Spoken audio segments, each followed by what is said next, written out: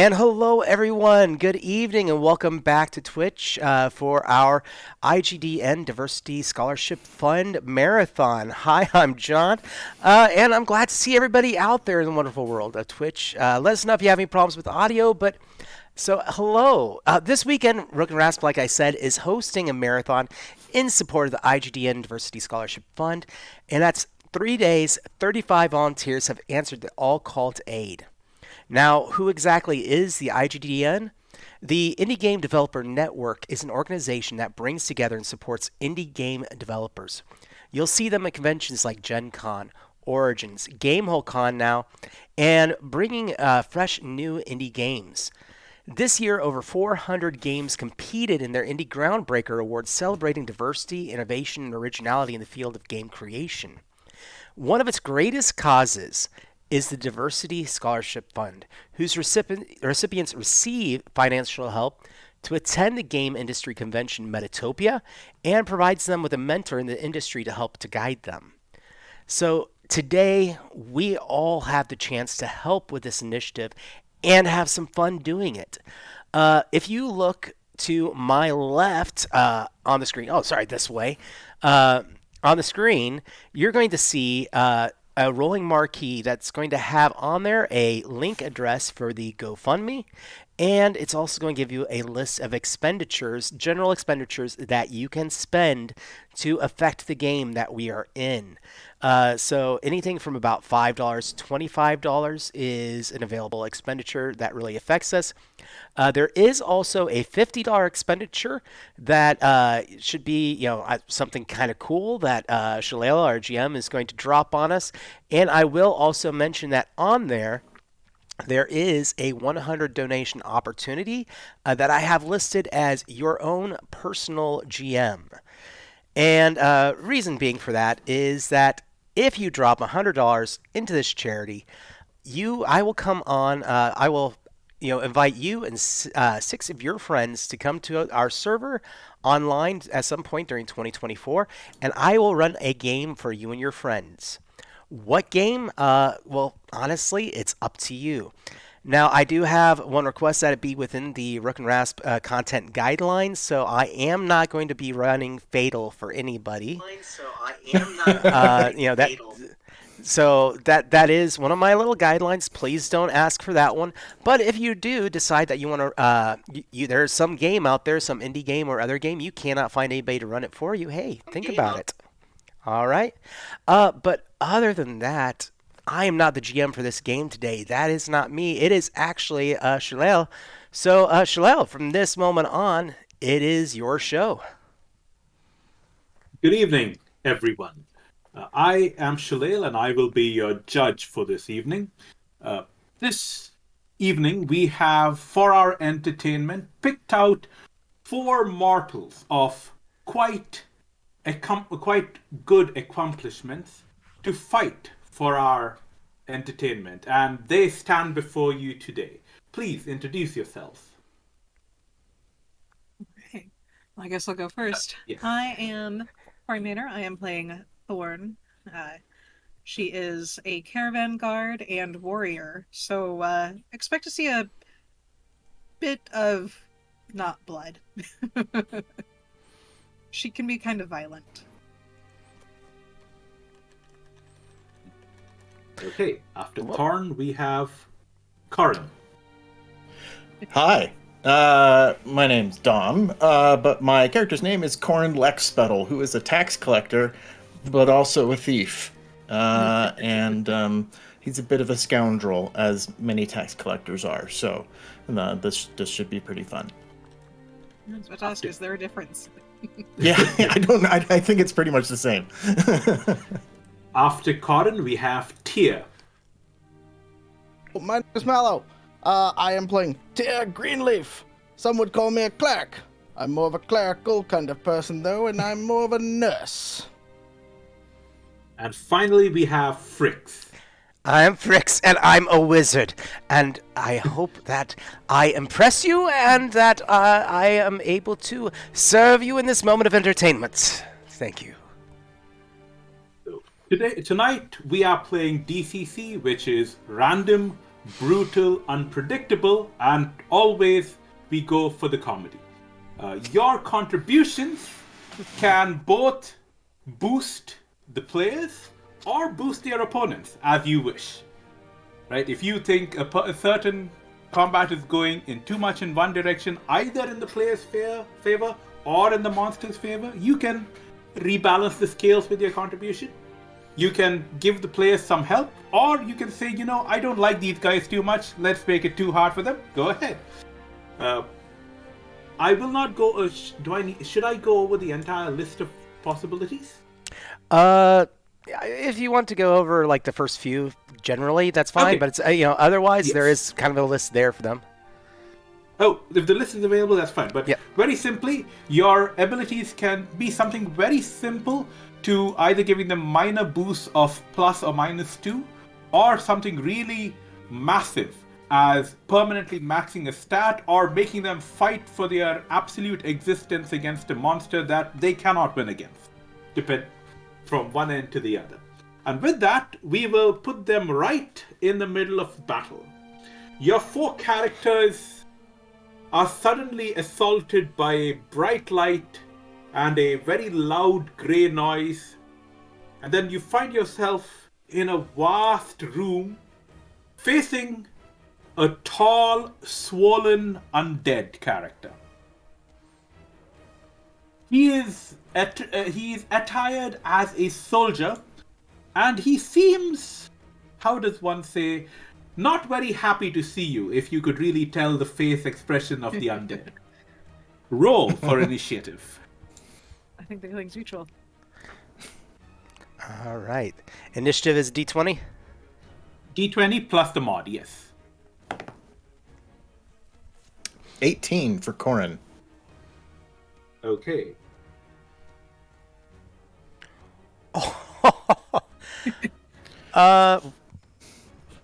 Sorry, I'm laughing. Just as a note, so Necrontier just dropped the $50 donation for Mallo. Uh-huh. Okay. Oh, Which is no. to do what? Is that positive or negative? The question. I'll let that go to Necrotier. We'll keep that in mind. Yeah. I will say that for my initiative, I got an 11. Okay. All right. Thorn got a 17, right? What's the modifier? Plus 6, so that is 23 total for Thorn. Okay. Thorn. And I've got a 5. Okay. And the undead got a 1. So with modifier, that's like a 4. So despite him being quite... he was quite surprised by your presence, and it shows. So go ahead. Do your worst, or your best, as it may be. All right. Well, I mean, And Necrontier says positive vibes only. Okay. thank you. So I will give Necrontier this option because for Mallo, right? So since Mallo is a little lower down and thing, I'll give Necrontier this option.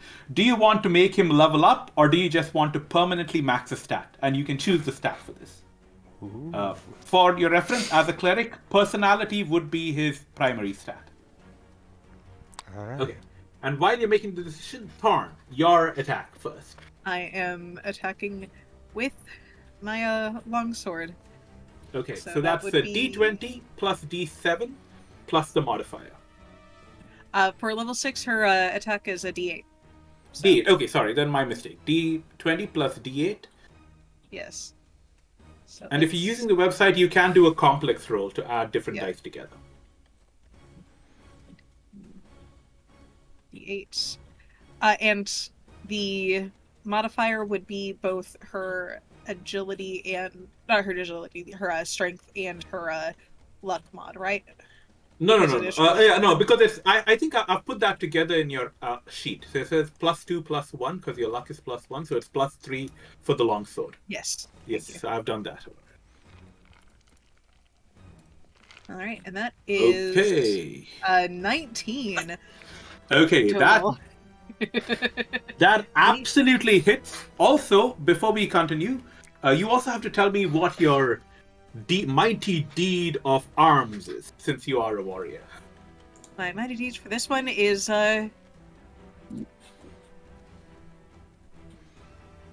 that.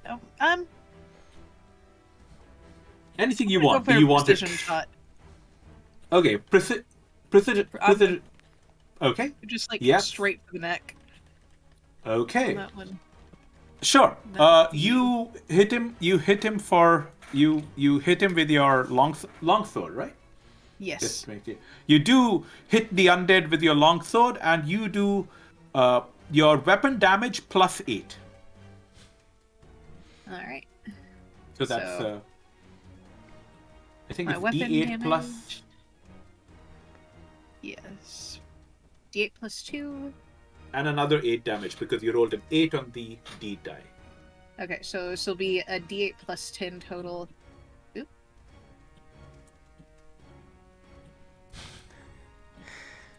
That is a grand total of 15 damage. 15 damage. Okay. Mm-hmm. You lunge at the undead, slash him in the neck, and you do quite a lot of damage to him, but it's undead. Cutting their neck doesn't really do all that much. No, but separating the neck from the rest of the body would have severely impeded him. And I'm gonna go ahead and... I won't say you haven't separated the neck. You have cut him in the neck. His head is kind of like hanging backwards, looking up, so he doesn't exactly have a line of sight on you guys, but still standing. Well, I'm going to go ahead and make that second attack, and that would be a D16 plus Okay. her D8, if I'm reading everything correctly. Yes. And plus the mod, if you're Yes. attacking with the longsword again.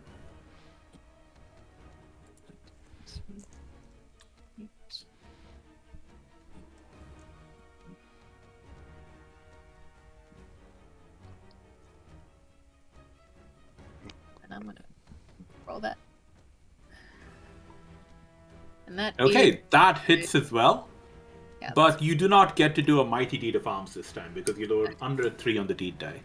That hits as well. And so, what is your damage? You do add the 2 from the deed die this time. So that is D8 plus 4. 7 plus 4 is 11. Okay. 11. Hang on a minute. I have to do a little math. I'm not good at math.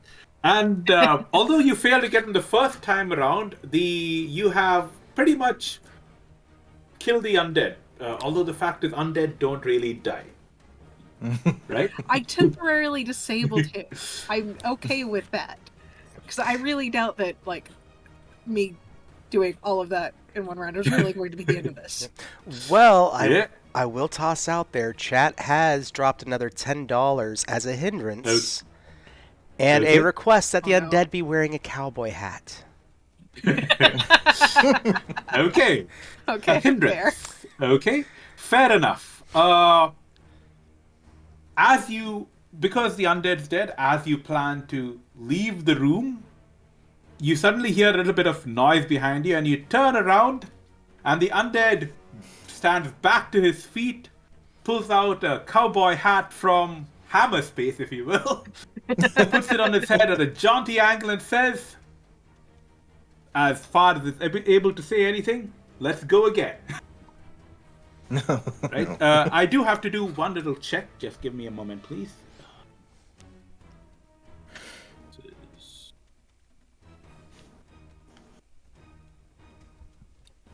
Okay.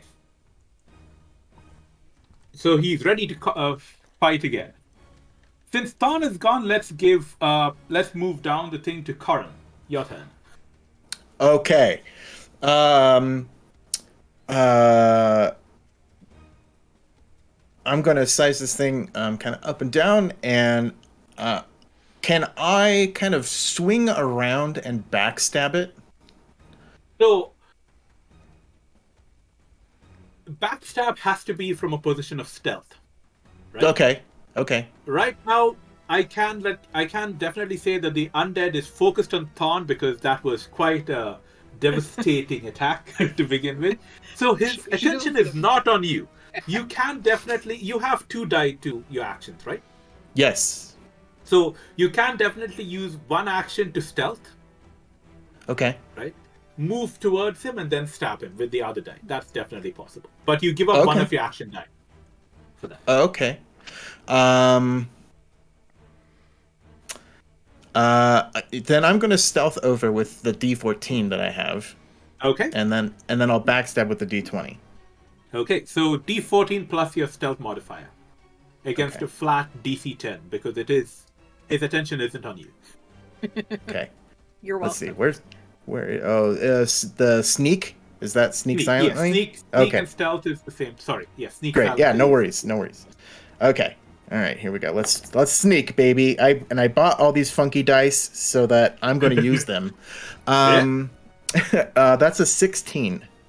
That's a success. So you kind of melt away into the shadows, and what will you do next? So I kind of slide around to the back of this thing and then whip out my dagger and leap up and stab it into the back of its neck. Okay, go ahead.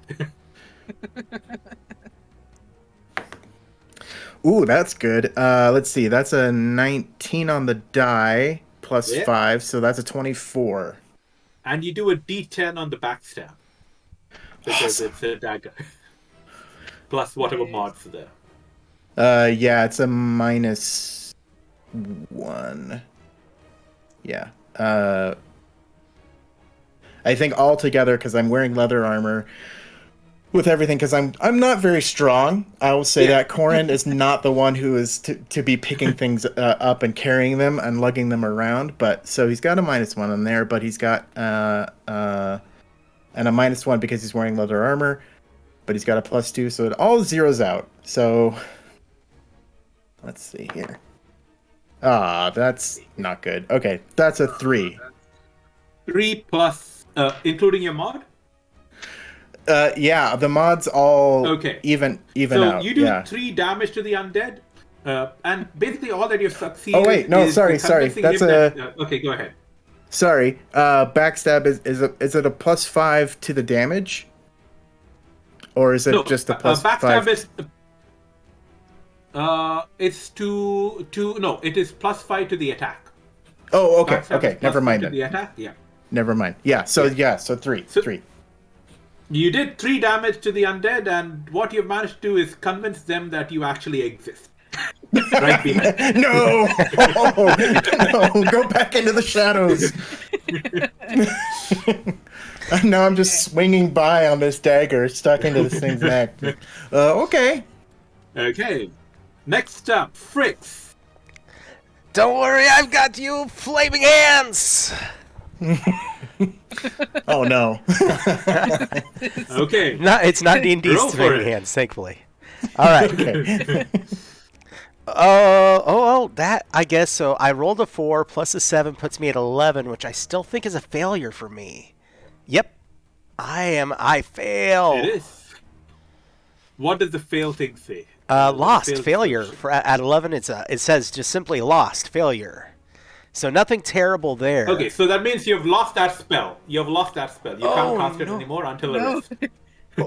Oh no. Oh no. Oh no. I mean, Yeah. But did you? it just That is with your mod, right? Okay, fair enough. That's with the Fair mod, enough, okay. sadly.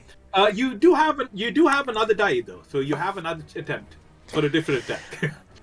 Oh boy. Okay. Force manipulation, and I'm going to try again. I'm a wizard. You Yay! also, okay, just before you continue, you have the option to burn luck to boost your attack. You have the Oh. option to spell burn as well. This is something I forgot to mention, Dom, but we'll come back to that later. As a thief, every time you burn luck, you roll a d3 and get that many points. No, every time you burn luck, you get 2 points, Uh-huh. and it works that way. So, Okay, yeah. so Great. We'll come to yeah. that in a minute. Okay. all right, so I will go ahead and so it's 1 point of luck to get that +2. No, 1 point of luck for 1. Only thieves get extra. Ah, okay. So it's a 1:1 burn. Essentially. All right, so I will burn that luck, and that will actually put me at a success then for that flaming hands. Okay, sure. All You right. burn 1 point of luck. Just make a note of that. What was your starting luck? My starting luck was, I think, 11, so now I'm at 10. Okay, I'll make a note of that. So yeah. Okay. All right. Okay. Yes. It's a very, very powerful spell. I think you'll be very impressed as I shoot it for 1d3 points damage. And I get 3. Nice, max damage. Okay. Another 3 damage. Okay. I'll save you 3 points. 4, 5, 6. Okay. We're the 3 3 point more boys. damage to the undead. Okay. Next up. Here. What will he do? Kori, remind me your character's name? Thorn. Thorn. Tier's going to turn to Thorn, and just kind of look you up and down and for a second and go, question for you. Are you within network? I mean, quite possibly. Right network here. Yes. I represent Primaria of Gold's Cross and Green Shield, so I just wanted to make sure before I cast a spell on you, if you are within network. It will cost extra if you are out of network. I like to assume that I'm in network, yes. He's gonna then cast a Blessing Ally with that. So he's gonna reach out and just put a hand on the shoulder and cast Blessing Ally. Awesome. Okay. Ooh. 18 plus 9. Ooh, nice. Ooh. That's going to be one of our big effects. So with that, let's see. On mine, you will receive a bonus to all attack rolls, damage rolls, saving throws, skill checks, and spell checks. It's bonus to equal to 1d3 plus my level is 6. So 1d3 plus 6. And it lasts for 1 turn. Okay. So that's the next round. So there's turns and rounds. 1 turn is 10 minutes. 1 round is 1 round of combat, 10 seconds. Okay. Okay. Okay. So Thorn's gone. You have another die, don't you, Thorn? I'm sorry, Tia. Do I? You have 2. You should have 2 action die. Oh, I That's would. why I chose level 6. Yeah, D14. Yes. So that's your other action die. So what do you do with your second action? I think we're going to run up and try to hit it with a flail. Okay, go ahead.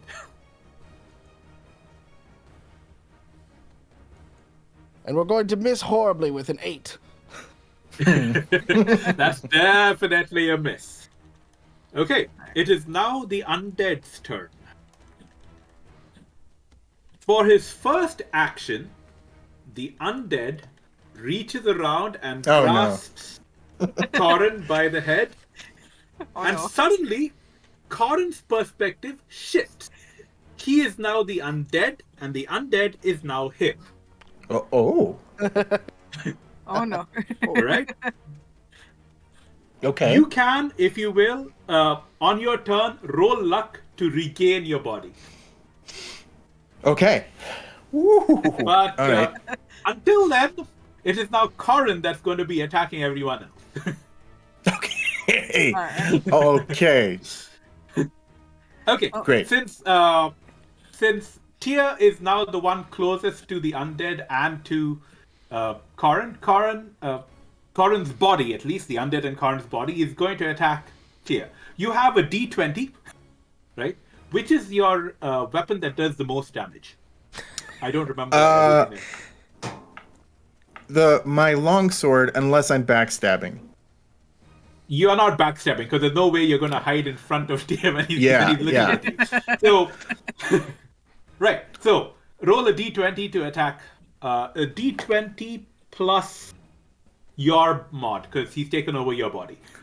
Okay. That's an 18. That hits unless your armor class is higher. All right. A longsword does what? It does 1d8 damage, right? Yep. Yep. Or was it? Okay, so roll the damage plus the mod again, which in your case should be -1, right? For strength. Yes, -1. Okay, go ahead. That's a 4. Okay, so Tia takes 4 damage from Corin. But-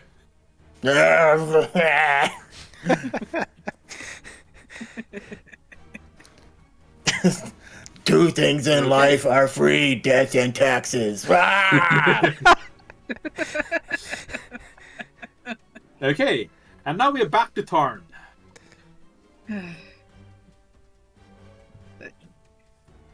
She's gonna. Choices. You see this undead go.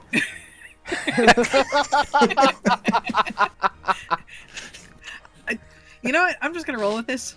She's going to apologize to the air. I just met you, but I'm sorry. And go after the thing that just attacked the cleric buddy. I like this one. Oh, dear. Okay, go ahead. All right. So that first attack is going to be a. Well, that's a 1 on the extra die. So that's a dirty 20 total. Yeah, that hits. And the Corin in the undead's body realizes that the undead actually has working vocal cords. Ah! Whoa! Whoa! It's me! It's Corin! It's Corin! No, That's not Thorn me! Thorn is attacking the body of the possessed Okay. body of Corin. Okay, fair enough. No, but still, Don't hurt the body! It's like. Alright, and damage Not the face. on that one is another 11. 7 plus 4. Okay. 11. How much damage is that to Corin? How much damage is that to your body? 11 damage. 11 damage. That's half. Oh, Okay, just make a note of it. Okay. Just make a note of it in the... Because you have a max thing that has your total, and then the Yeah. heart is your temporary. All right. Got So it. you've basically brought down Corin's body to half health, and you still have another attack. I'm hearing the undead now squeaking. No! It's still going to make the attack, but I'm going to do it broadside of blade rather than Okay. sharp side. Yes. So non-lethal, if that's a thing. In No, DCC. that's definitely a thing. It's disabling damage, so yeah, definitely, it's possible. 16. So that Unfortunately, as long as the dice is below 20, a natural highest number does not count as a critical. Yeah, no, that's fair. I managed to roll another dirty 20 somehow, though. Yeah. So Go ahead. that will be another grand total of 7 points of non-lethal disabling damage on that one. That second attack. The undead possessing Corin's body is quite beat about a bit, because right now his health is down to probably what is it? 4. Yes, pretty much. Unfortunate. All right, Corin, you are now in the undead's body. I will tell you what you can do. Right, you have Okay. 4 attacks. You have possession, which you can possibly reverse if you'd like. You have commute own wounds, which is basically the wounds that kill the undead. You can inflict them on someone else, or you can confuse them, which makes them unable to take any action unless they pass a luck check. Okay. Ouch. And I can also do a luck roll to just try to exert my energy back into my body. Is that true? Actually, Is that right? I did make a mistake. Oh. That's for confusion. You use luck. In this case, you can use possession to take your body back. Great. Okay. Then I'm gonna try and do that. Okay, go ahead. That's a D20 plus 7. D20 plus 7. Okay, great. Here we go. Oh, nice. That's a 23. Okay, a 23 is you grab your own head using the undead body, and you are able to switch consciousnesses back. Such as it is. Whether that's a good thing or not is still debatable. Why did you? Why did you? No! Ow, that hurts. You went from being undead to nearly dead. Whether it's an improvement is still to be decided. He just kind of looks. I Yeah, think- everything. Okay, everything's still there, but not good. And you have your second die of action still to do. Or you can also move, because as a thief, I think you can disengage and run away pretty safely. That's what I'd like to do. Is Go ahead. I'm going to try and hide in the shadows if I can. All right. Yes. Before we Get out of continue, position, just one thing for the cleric. All healing requires touch. Unless it's a spell. Like if you do the lay on hands, you actually have to lay on hands. That's fair. So that's something for everyone to keep in mind. Okay, go ahead. Okay. Corin, whatever you'd like to do.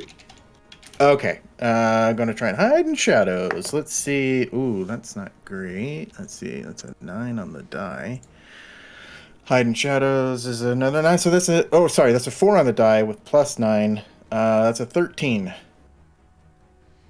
That is sufficient because switching bodies is quite confusing.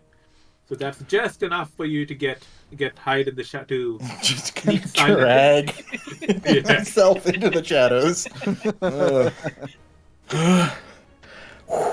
Okay. You still have your move. No, you haven't moved yet since you're basically standing next to the. Yeah, So if you'd like I'm just to run to the cleric or run elsewhere, totally fine. yeah. I'm gonna use the shadows and just kind of. However I have to do it to get over to the cleric and be close and just be like, one heal. Okay. So, that was Corin. Now, Fritz, you're up again. I'm looking at the situation. Does it look like the undead is back in its body? I mean, if it's visible, there's now a change again.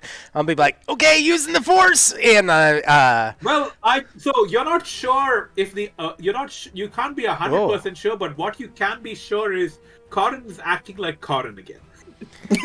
'Cause- Before the undead was on its tippy toes going, no, and now it's like that. So okay, well, crap, let's try this. And I have no idea if this is gonna work or not, but I'm gonna use dispel magic on the undead. With that, I'm not as familiar with the system. Would that actually have an effect on it? Actually, not really work. Okay. Because the undead, these undead aren't so much magic as souls that refuse to pass on. So it doesn't really. So dispel magic is to dispel magical effects. All right. So this wouldn't work. I do apologize. Then we go back with it and force bolt or force manipulation. Here we go. Okay. And is there a benefit for a natural 20 in this system? Yes. Double it. Oh, And then add your. like double your bonus. No, sorry. Add double your bonus. okay, so It's D20 plus 7, right? yeah, so that would be So it becomes D20 plus 14. so wow. Shall I read this out really quick? It's Yeah, sure. The caster creates a wall of force 20 feet square per level in size. He can form this wall into a shape that he can imagine up to its maximum size in square feet. The wall can be moved up to 10 feet per round if the caster concentrates. It grants complete protection against all physical attacks, all spells, and all dragon's breath. The wall lasts 2d6 plus CL days have passed, or it has absorbed 300 points of damage. So, if possible, I want to create a Force Iron Maiden around this thing and Okay, go shove it into a corner. You can do. Go ahead. All right. Describe how you do it, though. I'm just like, I'm like, oh, that worked better than I thought. And I like move my hands out over my head and bring them down around it as if, my hands are that wall of force forming around it. And I just Roll a 1d30 damage with a plus 7 bonus. Ooh. Okay. Nice. Okay, so that's 12 on the 1D. Wow, this isn't that great, but 12 on the D30, 1 on my D10, plus 7 is 20. 20 total. That basically pulps the undead, and this time it isn't coming back. So that one's dead. So before we continue to the next room, just a little bit of bookkeeping, right? First, we have used up the cowboy hat redeem. Right? We have the $50 redeem for Mallo. I don't know if the contributor specified how they wanted to use it. They did say beneficial, but did they say specifically what they wanted to do with it? He can choose. Yeah, they gave. What you said. Yeah, Okay. in chat he said In that Mallo case, choose. Mallo roll a d5, and that stat, outside of luck, that stat gets boosted to your max. 2. 2 would be your agility. Max your agility out. I think at max it is plus 3. So 20. It goes to 20. Your agility is now 20, and the bonus is the agility modifier is plus 3. Nice. Awesome. Your reflex check should also go to plus, instead of what it is now, should be increased by 1. Got it. Okay. Right, and also anything that says agility will also be affected by that bonus, but those stats don't change. Fantastic. Right, so that one's done. So for the hindrance from Stevie, I believe, for all the next encounter, you move 1 step down the dice chain. So anytime you would roll a d20, you instead roll a d16, and so on and so forth down the dice chain. Right? The lowest you can roll is technically a d2, but d2s are not actually for attack. It's d3s are the absolute lowest for attack. So if something says you roll a d3, you end up rolling a d3, but everything else goes down 1 step. Okay, so that's for the next room. So having defeated this undead, you are now you have some time. Usually it takes some time. You have about 10 minutes to clean up. If you want, Mallo, you can heal Corin, or you can choose not to. It's up to you. You can also, if you want, try to strip the undead's body for either any possessions it might have had. Up to you. Or search the room to see why it was here in the first place. Ooh, searching around. What would you like to do? I'd like a heal. And then I'll look around. Right. But right now I can't feel my legs. You would get 2 dice back. 2 hit dice. So what's your hit die? Your hit die is 6. Roll 2d6 and add that to your health. Okay. That's a 3. And a 6! 9! Okay, nice. So your health goes up by 9. Great. Right. All right. Okay. I'm only so sorry And now. about that. We're not talking. We're not talking. Fair enough. Yes, right. Group therapy services do cost more. Just putting it out there. It is a service I can, I can offer. I mean, let's see if we survive first. Then we'll Yeah. figure retaliation out later. It's okay. I'll get you on the taxes.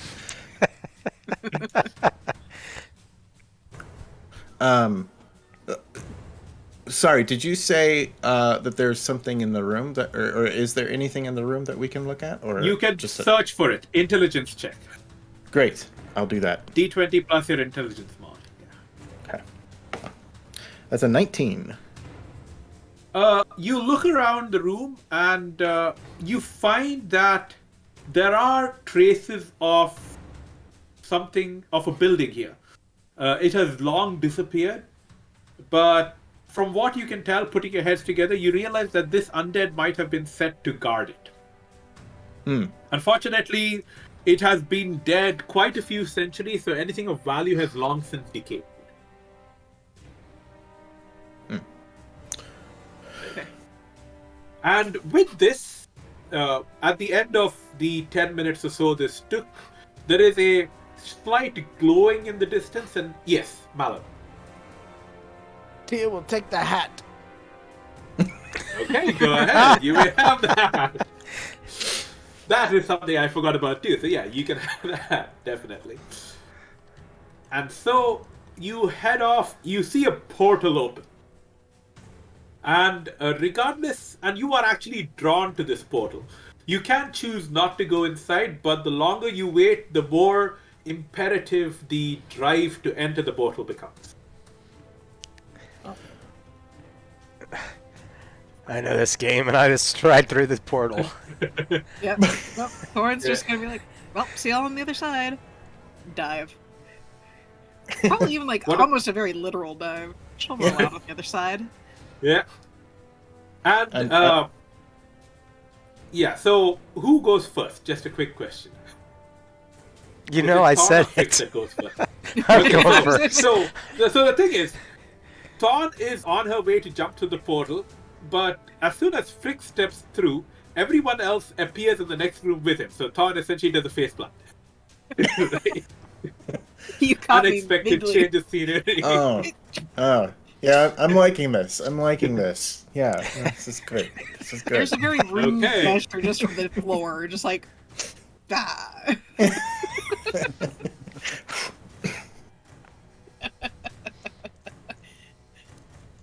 You are in a rather dimly lit den. You can hear sounds of chewing somewhere not too far away. What would you like to do? I do want to point out that some of you have things to light the area and none of you have dark vision, so this might be a good time to light something up. I will light a torch. No. Okay. Same. Torches last for 1 hour. Okay. Like, something is chewing, though. How? Oh, there. Ooh, excuse me. How, messy does this chewing sound? You can use your intelligence to try to... hang on, 1 minute. What is your occupation? Rosalind is a caravan guard. Thorn is a caravan guard. Yeah, so as a caravan guard, if you can give me a reason why you would know how messy it is, I can let you know if you know it or not. Guarded caravans of everything from dangerous creatures on their way to menageries to sacks of gold on their way to treasuries to just pilgrims on their way to the next temple, and that was her least favorite because Lord's the lecturing she got on that ride. So Okay, then roll a d20 with your intelligence motive. 8. It's given that you have experienced this before, you are able to tell that this is definitely a single animal. From the sounds, you can definitely tell there's just an individual, and it is not a very large meal, whatever it's eating. all right, and she's just kind of muttering to herself as she's like still laying there face first in the ground, going like, "Yeah, my day is about to get fun." Okay, so you have 1 torch among all of you currently, unless someone has something else to do. I just would like to. I'm actually going to cast Magic Shield, if I may. Go ahead. All right, let's see if I can do it and not lose the spell. Oh, and I got to be rolling the d16, right? Yes. In 1 second, It's let over me D20. let me redo that then. That would have been a fun roll otherwise, but instead, that is a 14. So Okay, what does the magic seed tell you? I get a +2 bonus to my AC for 1d6 rounds, and I'll roll that d6. So for 2 rounds, I get a +2 to my AC. So 2 rounds of combat. So that's approximately 20 seconds. But that's not really an issue because the creature suddenly, Thorn suddenly, actually, you all suddenly stop hearing any chewing noises and the noise of feet rushing towards you. Right? I would that's like not- to Roll cast- for initiative. Yeah. I quickly hand the torch to Thorn. You're gonna have to put it in her hand because she's still laying there. Does Just anybody- going like, why is there something in my hand now? Does anybody want to ask how many feet? Yes, actually, even if you didn't ask how many feet there are, it comes into view very quickly, and it is basically a biped. Okay, good. That much. That's, okay. Yes. Man-sized, about the same size as all of you, on average. A biped, but definitely very animalistic in appearance. Roll for initiative. Yay. Uh, And that's with a D16, right? For you, it's a D16, yes. For the monster, it'll still be a D20. Okay. Great. Great. Smashing. It's an 11 for Corin. All right. Court's probably gonna go first if things are done how they're typically done. For who is 11? Sorry, I missed that. Corin. And All Thorn right. also got an 11. And I got an 11 Okay. too. Oh. Okay. And Tia, how much did you get? Get an 11. Come on. To break it, but you only got a 4. Combo breaker. Okay, so here's the thing. Because you got 11, you can decide which order you go in. The beast goes first, and then you decide which order you go in, and then finally goes the cleric, right? So the beast got a 20 total, 15 plus 5, right? So it's running towards you, and it launches itself at the closest individual. In this case, that would be Fricks, because you stepped up to the point, right? Yeah, let's bring it. And it yes. launches itself at you with a ram, Oof. right? Okay. Which is a total of 16. Yeah, it's past my AC. I was at a 13. Okay. And that does a total of 7 damage to you. All right. You take it right in the chest. It hits you smack in the chest and deals 7 damage. Ow. I imagine we're just standing there and then it's just a poof of dust where Fritz used to be. Just went flying. Because it's not a critical hit, that did not happen. Oh, okay. He just got staggered a bit. But yeah, okay. Now it is who wants to go next? Would it be which one of you three wants to go next?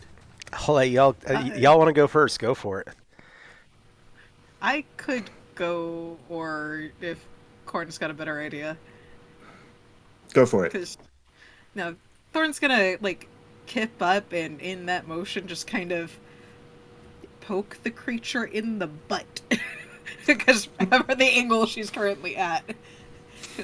Well, I don't know Whoever about the is butt, down. but you can definitely poke upwards into it. It's upwards at the very Yeah, least. in the groin at least, wherever the groin should be in a human. Yeah, roll for. So you are. That is your. So that's your. How do you call it? Your mighty deed of arms, specific groin attack. But I roll don't think a I make D- it. D16 plus. Why is it a D7 this time? It should be a D8. Oh, so I thought every die. Oh no, No, yeah, you're right. No, this is D. So the D7 is kind of your attack. That doesn't change. That's static. That's Okay, the so level that dependent thing. So I'm just gonna ignore that 2 then, and I'm just gonna roll a basic Yeah. D8. Yeah. Oop, hold on. Getting used to the interface. So that would 9, be 10, 11, 12, 13. that'd be 13 total. 13 does not hit, Hmm. unfortunately. So, alright. You have another attack, though. This Yeah. time I think it should be a D14 if your other die was a D16. Yep.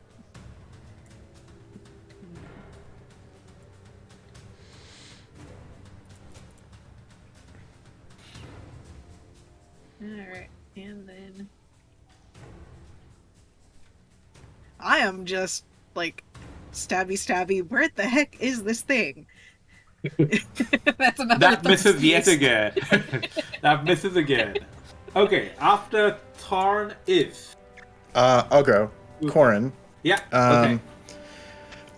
Is this thing wearing pants or coat or anything? It's an animal.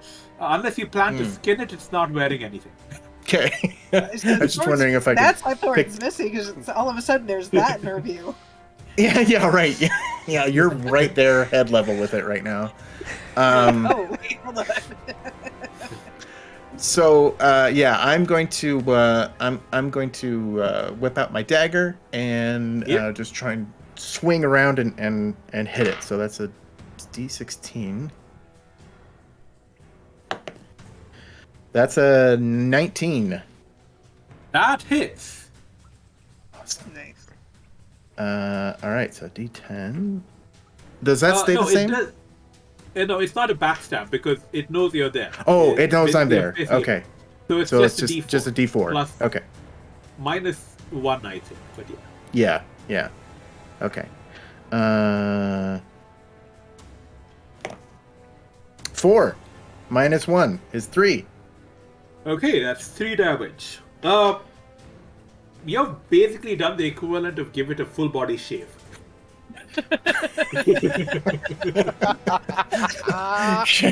Oh, okay.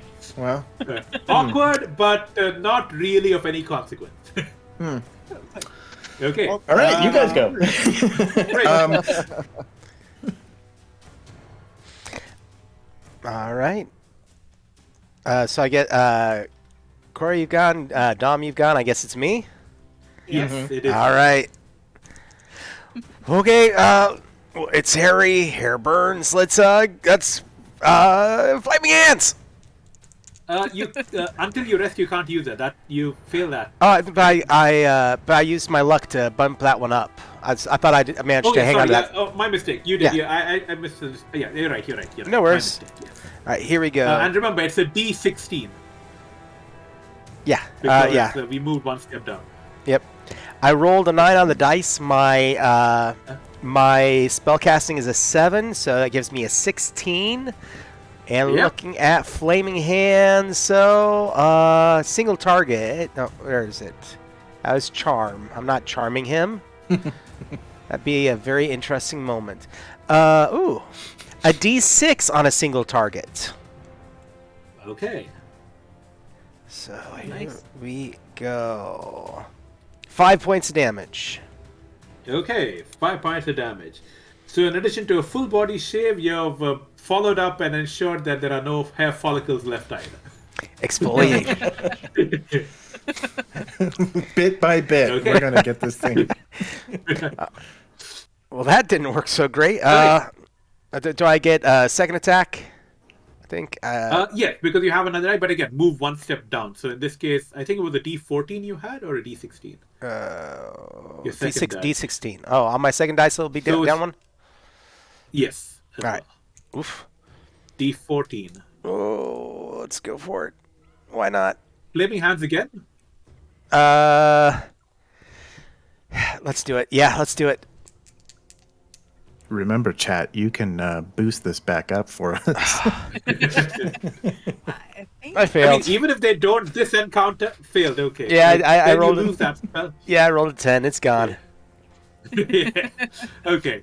Unless you want to burn another point of luck. Ooh. And we do have a buy from audience. We have a $10 aid the players. Okay. Aid the players. So, one moment, please. For $10, you can move one step up the dice chain next encounter. This encounter, unfortunately, can't do too much. Okay. Right? I'll take that.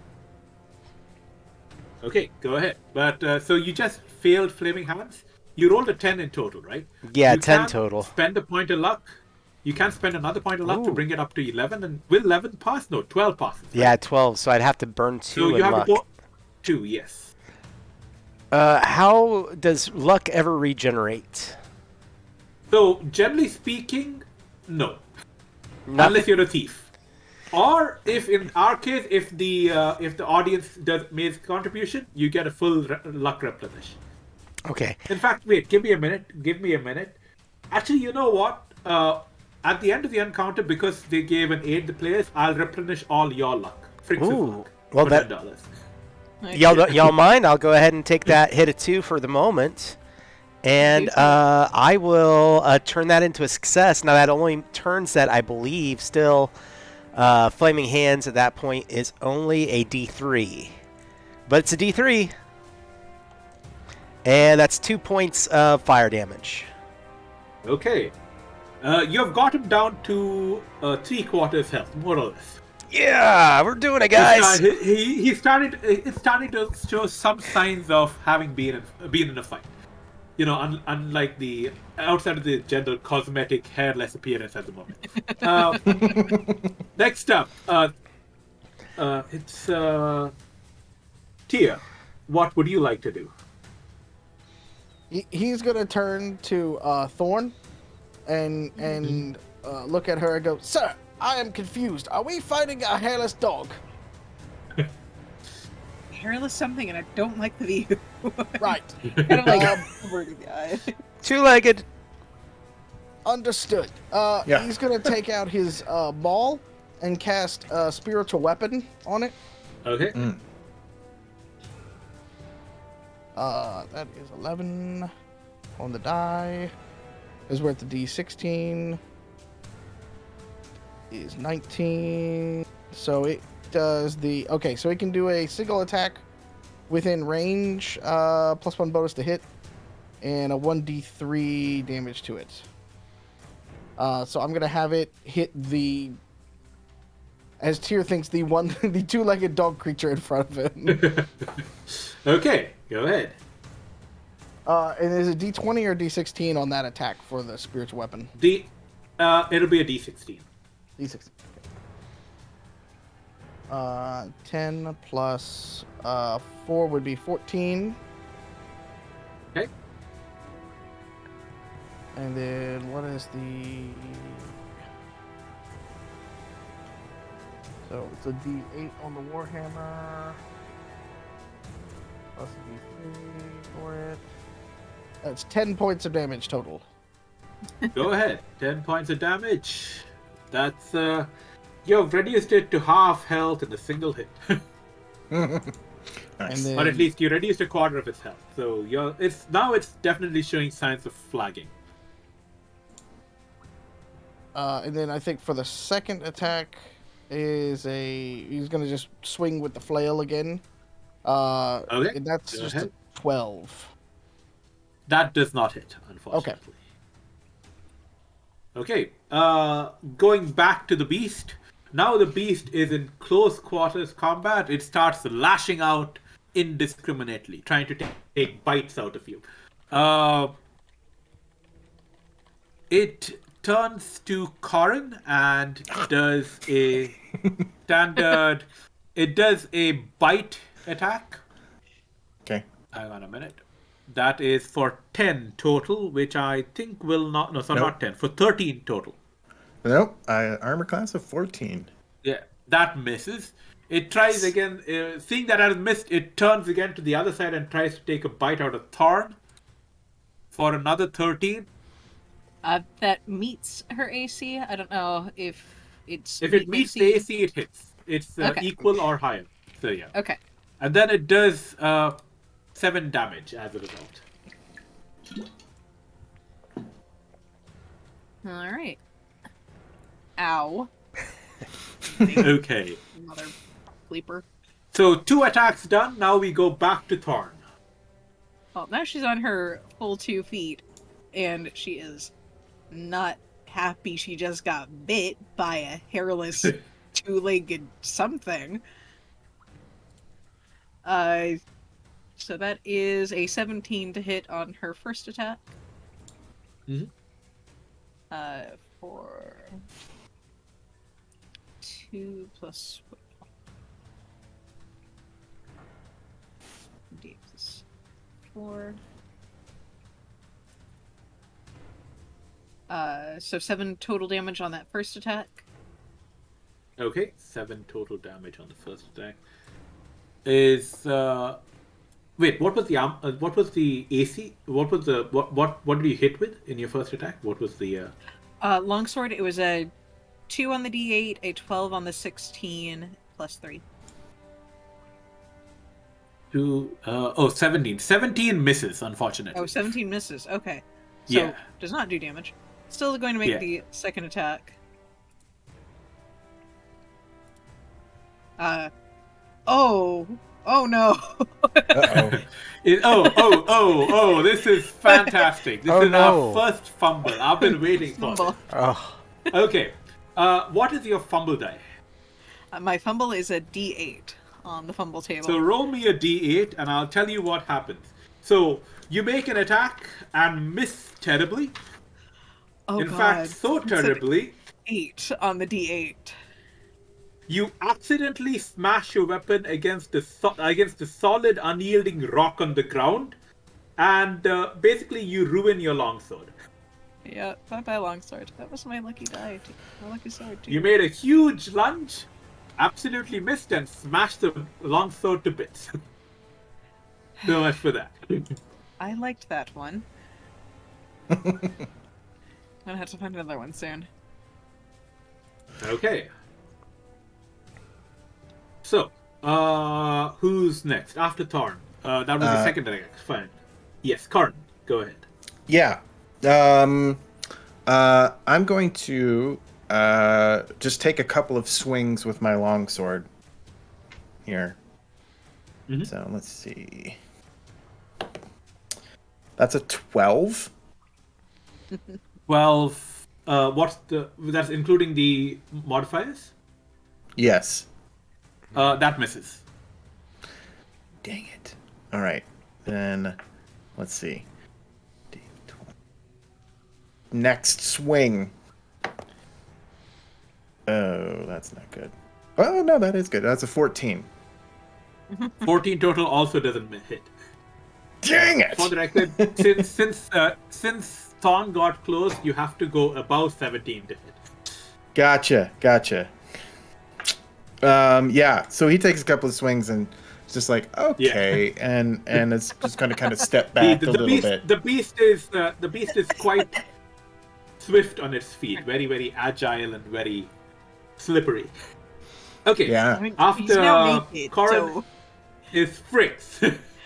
Sorry, friends. We need a hero and demon summoning. Ooh. Okay, go ahead. Here we go. Tell me exactly what you're doing, and I'll tell you exactly what demon you get. Okay. I want something that's got sharp teeth and razors, and I am just like casting, move my hands and big mouth, and so let's see what we get. You do have a chalk for that. That's what the chalk is for. You have to draw a little pentagram. Okay, sorry, my apologies. That's wrong. A spell, that would have been bad. Y'all don't want that one. No. Oh, hold on. I think I scrolled past it somehow here. Invoke patron, 3 fates. No, it should be above that, because invoke patron downwards are different. Oh. Above that is a spell. So yeah, So, you do also have a patron that gives you special spells, but the demon summoning is above that. I think it's a level 3 spell. Summon spell, demon does caster's bidding, is intelligent, yada yada yada. It's base 50 chance it attacks the caster. So I need to roll a. Oof. Well, guys, I said I'm doing it, but yeah, it's based on the spell roll. Yes, so you have to, because of the hindrance, you have to roll like a d16 for this spell instead of d20. Yep. Plus the mod, and depending on the result, it tells you what kind of demon is summoned. All right, here we go. I actually think I didn't do terrible. I rolled a 17 grand total. So the caster can summon a Type 1 demon whose true name I know. It is automatically under the caster's control for 1 round, and then it receives a will save to resist control. And the demon remains on this plane for 1d4 plus 1 round. Okay, you have summoned a dust demon. Damn right I did. It's got That's exactly what you were trying to do. It's got the ability. It's got a huge number of abilities, but most importantly, it's got a +4 to will save. So for one round, it'll fight on your side, and after that, the problem is it can't go back to where it came from by itself. So it's probably going to end up fighting you unless you dispel it, because you can't do that. Like you use an action to cancel a spell, and it will go back. All right. Okay. So the demons come in. Let me just see what. Actually, you can roll a d20, d14, d16 +1 to see its initiative. All right. Let's see how we do with that. 10 is what I rolled. Okay. So it goes immediately after you. No, sorry, it's 11. So it goes after you because it's the same as the rest of you. So yeah. So you tell me what the demon should do. It has. It can attack with its tail. And it can also drain ability scores from the target. Ooh. Thoughts, friends? I'm kind of like this attack with the tail, but y'all think it should drain an ability? I mean, you lower that agility, maybe. Get a chance to actually hit it. Yeah, let's do that. Sounds like a good idea to me. So let's have it try to lower the agility. So that's a d14, d16 +2.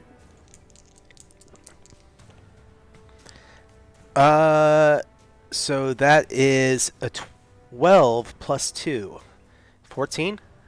That does not hit. I'm a class 18, so yeah. Fortunately. Oh. Okay. So, unfortunately, the demon has only one attack per turn. Per combat round, sorry. So, yes. So, we move on down to Tia. Oh, sorry, my mistake. John, you actually have... Frix has another action, because it's 2 dice. You used your first die to summon the demon, and you have one more die too. So I'm going to Attack with. go ahead and try... well, this seems to work, and I'm going to go for force manipulation again. Oh, no, I lost that spell. Okay. That one I did lose, so I'm on my fire only. Okay. So, You have other spells. There's at least... I know you have like 15 listed spells or something. well, I've got... on my spell list, I've got currently 1, 2, 3, 4, 5, 6, 7, 8 is what I see. No, so the thing is, because there's only 8 spaces, you actually have 15 spells. There are more spells below that. I'll have to look at the rest of them here in a moment. Just keep us going. I will tell you this. Go below your patron. There's a spell called Sword of Atropos. You might like it. It's a level 1 spell. Oh. Let's do that. I'm going to trust you, Shoulael. Yeah. So, right below patron. There we go. Just a little bit below. Blade of Atropos. Ooh, yes. Hey, that's a lot. That's a lot more doable. Let's see what I roll, because I have to roll at 14. 14-sided dice, right? For my second attack. Yeah, Yes. oh, that's going to be fun. I rolled a 6, but I have a 7 in my spell for that spell, so that puts me at 13. And so Which I get is a success. yeah. So attack with the empowered blades are at a +1 to hit and inflicts damage. So I now have an empowered blade, I guess. Yeah, you already have a longsword because you're a wizard. So there you have it. Nice. You can attack with that blade, or does it just empower the blade, or do you attack with it? I don't. It says I have to attack with it. It doesn't. Okay. Once I get past the 20, a blade will appear in the air and attack for me. Yeah. Okay. So yeah, this is your longsword is empowered, so you can attack with it. Yay! I will attack next round. Okay, Yeah. fair enough. Who's next? Next is Tia. So Tyr's going to he's going to do some flanking with his spiritual weapon that's still up. So he's got Okay. the spiritual weapon on one side, he's got himself on the other side. We're just going to start Okay. swinging for the fences. Okay, go ahead. So we've got we'll go with the spiritual weapon first. That's a 19 total. Oh, that 13. hits. 19 hits. Nice. D8 plus a D3 on that is 9 points of damage. Wow, you are walloping. Leave it to this the cleric. particular- He's only got a quarter of his health left now. So then we're going to we'll swing with the flail on cleric. Nope, that's not gonna hit. That's a 9. Yeah, that's not gonna hit. And then we'll swing. I'll use our last attack with that. Okay, 15. How much total? 15 doesn't hit either. Damn. 18 is the target. Okay. Yeah. Okay. Sadly. So coming round to the beast. The beast is in a bit of a quandary at the moment. It is going to do a will test to see if it's crazy enough to keep fighting you. It is crazy enough to keep fighting you. It is driven after all driven by sheer mindless hunger. Having seen a new opponent appear next to it, it's going to try to take a bite out of the demon. Oh, That's hang on. not going to end well for somebody. That is not going to end well for somebody, and in this case, it's the demon because it rolled 13 total. And it does. I remember right. It's a D8 damage. Ooh, it does a full 8 damage to the demon. Okay. That demon's gonna be The pissed. demon is not too badly hurt, but it is not very happy either. And the other thing that we're fighting is parched. It was a dusty demon, right? It's a dust demon, yes. And so, seeing that it already took a bite out of the demon, it's going to try doing so again. This time it hits again and does another 4 damage to the demon. Okay, Thorn, you're up. Better it than us. Yeah. Yeah. Thorn? Thorn, you're up. Sorry. Oh. Yeah, I am up. Mhm. Okay, I thought there was the demon still had to go. Nah, Okay. demon's No, after all of demon us. goes after Okay. Fritz, yes. Got lost there. No, she's gonna go ahead and she's mad at this thing now. So that's 16.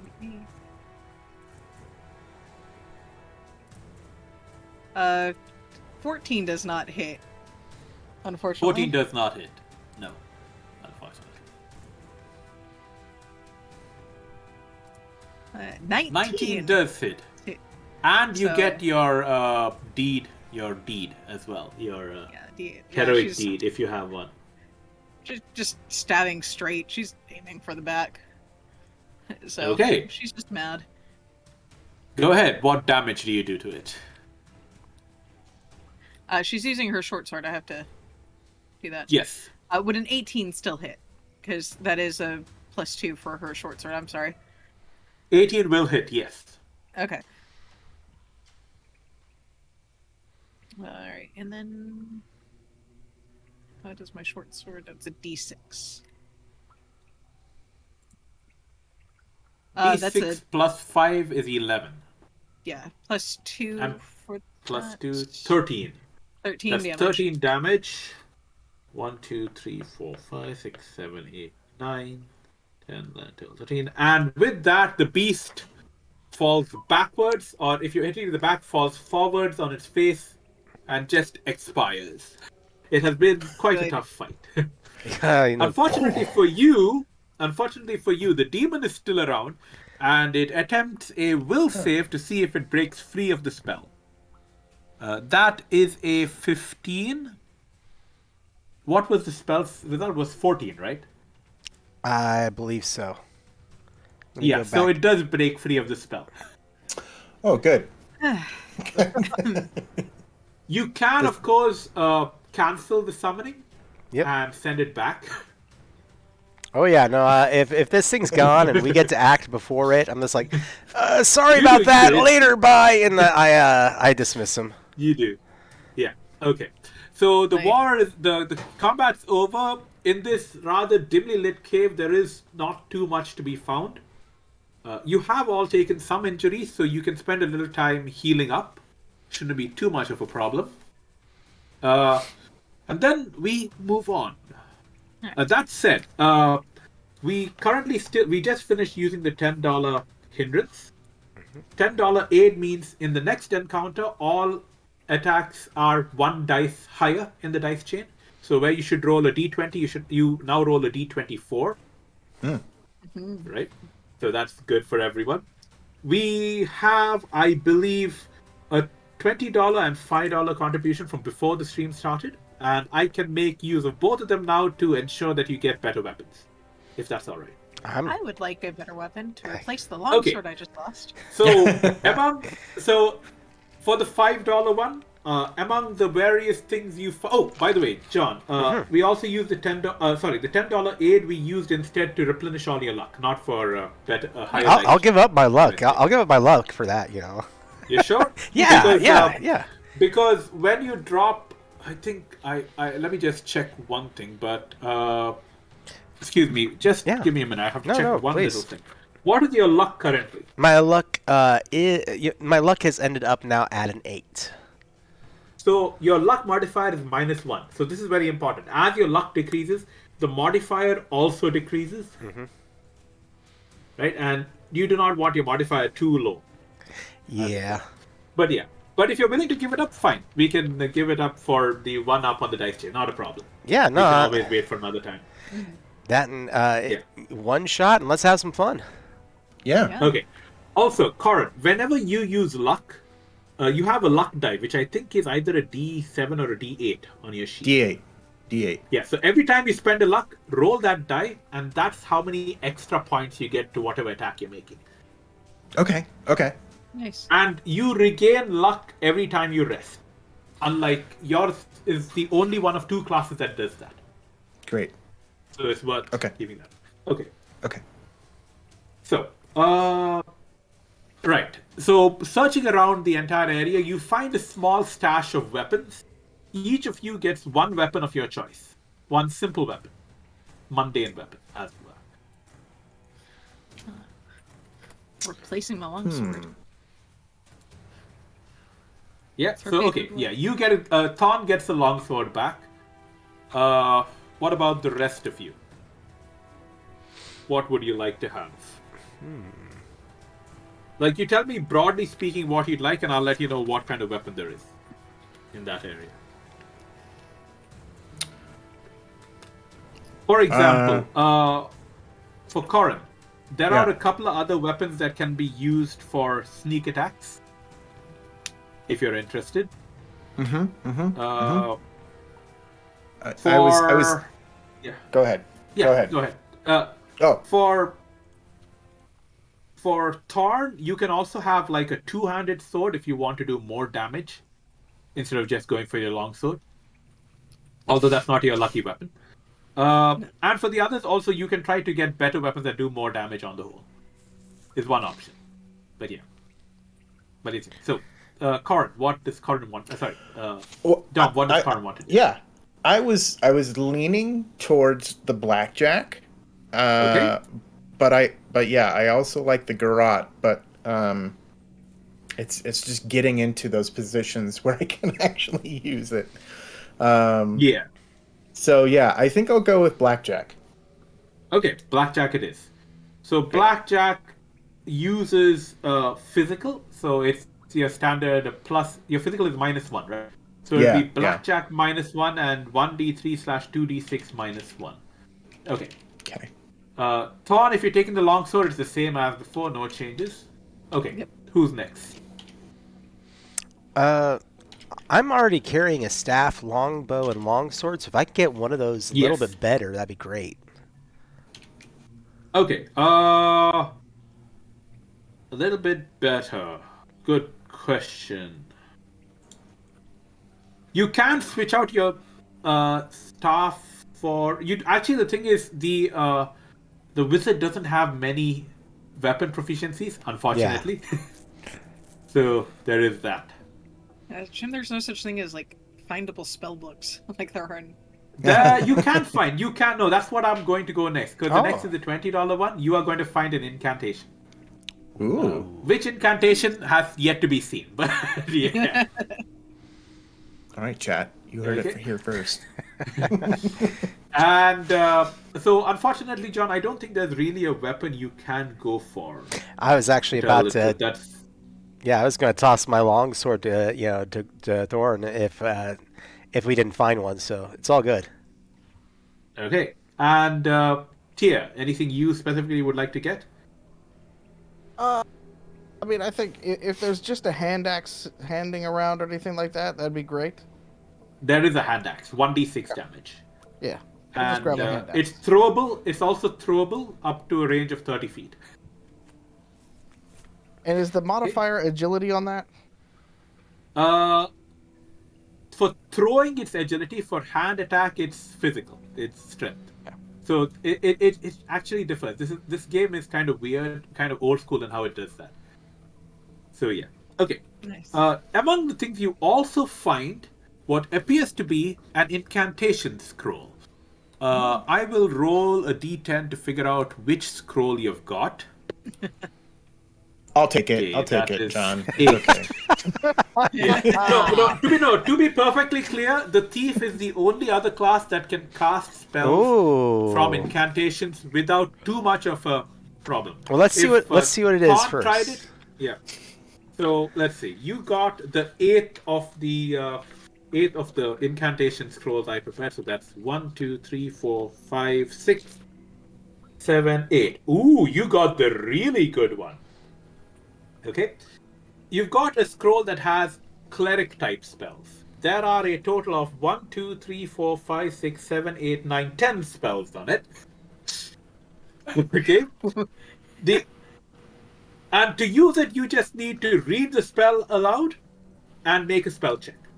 Which as a thief you can also do. You have I think it's the D18 now or a D16 for your spells. I don't remember right at level 6 what it is.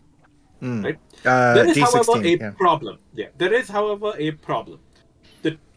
The spells are written in a code that you have to decipher. Until you decipher them, you cannot cast the spells. I hand it back to John. Yay! You have I think one of the thief's abilities is to decipher code or something of the sort like that. I hand it back to you. I have like a read languages. You can use that. thing. You can use that. You can use that to try to decipher it. Can we tell if they're cleric spells though? You can tell they're cleric spells because every incantation has magic associated with it, and Tia would be definitely able to tell this is cleric magic. Makes sense to me. Right? What spells you don't know yet, but he can definitely tell this is cleric magic as opposed to wizard magic. Okay. Well, tell you what, I'll trade you this if you heal me up back to full. Flips through the instruction manual. That's acceptable, mate. Yep. All right, good. Here, and lay it on me. By lay it on, I mean your hands, and not in a gross way. And we're rolling the D24 for all of this now, correct? Yes, from now on it's a D24 until the end of the next encounter. Okay. Nice. So that is a 24 on the die. Oh, wow. And then that's 22 plus on the piece, so you get 4 hit dice back. Holy Nice. cow. Dang. That's a 6. We try to ensure your safety and everything here at Gold Cross and Green Shield. I would love if you would take 5 minutes to take a short survey about my performance today. Corin just walks away. Also, before we continue, Corin, have you tried to decipher the spells? Because, to be perfectly honest, if you give it to Tia without deciphering them, he can't use them either. No. Yeah. I'll give it a shot. Sure. But Okay. making a stipulation that I'm not reading it out loud. Yeah, sure. All right. Let's see. So that's a 24.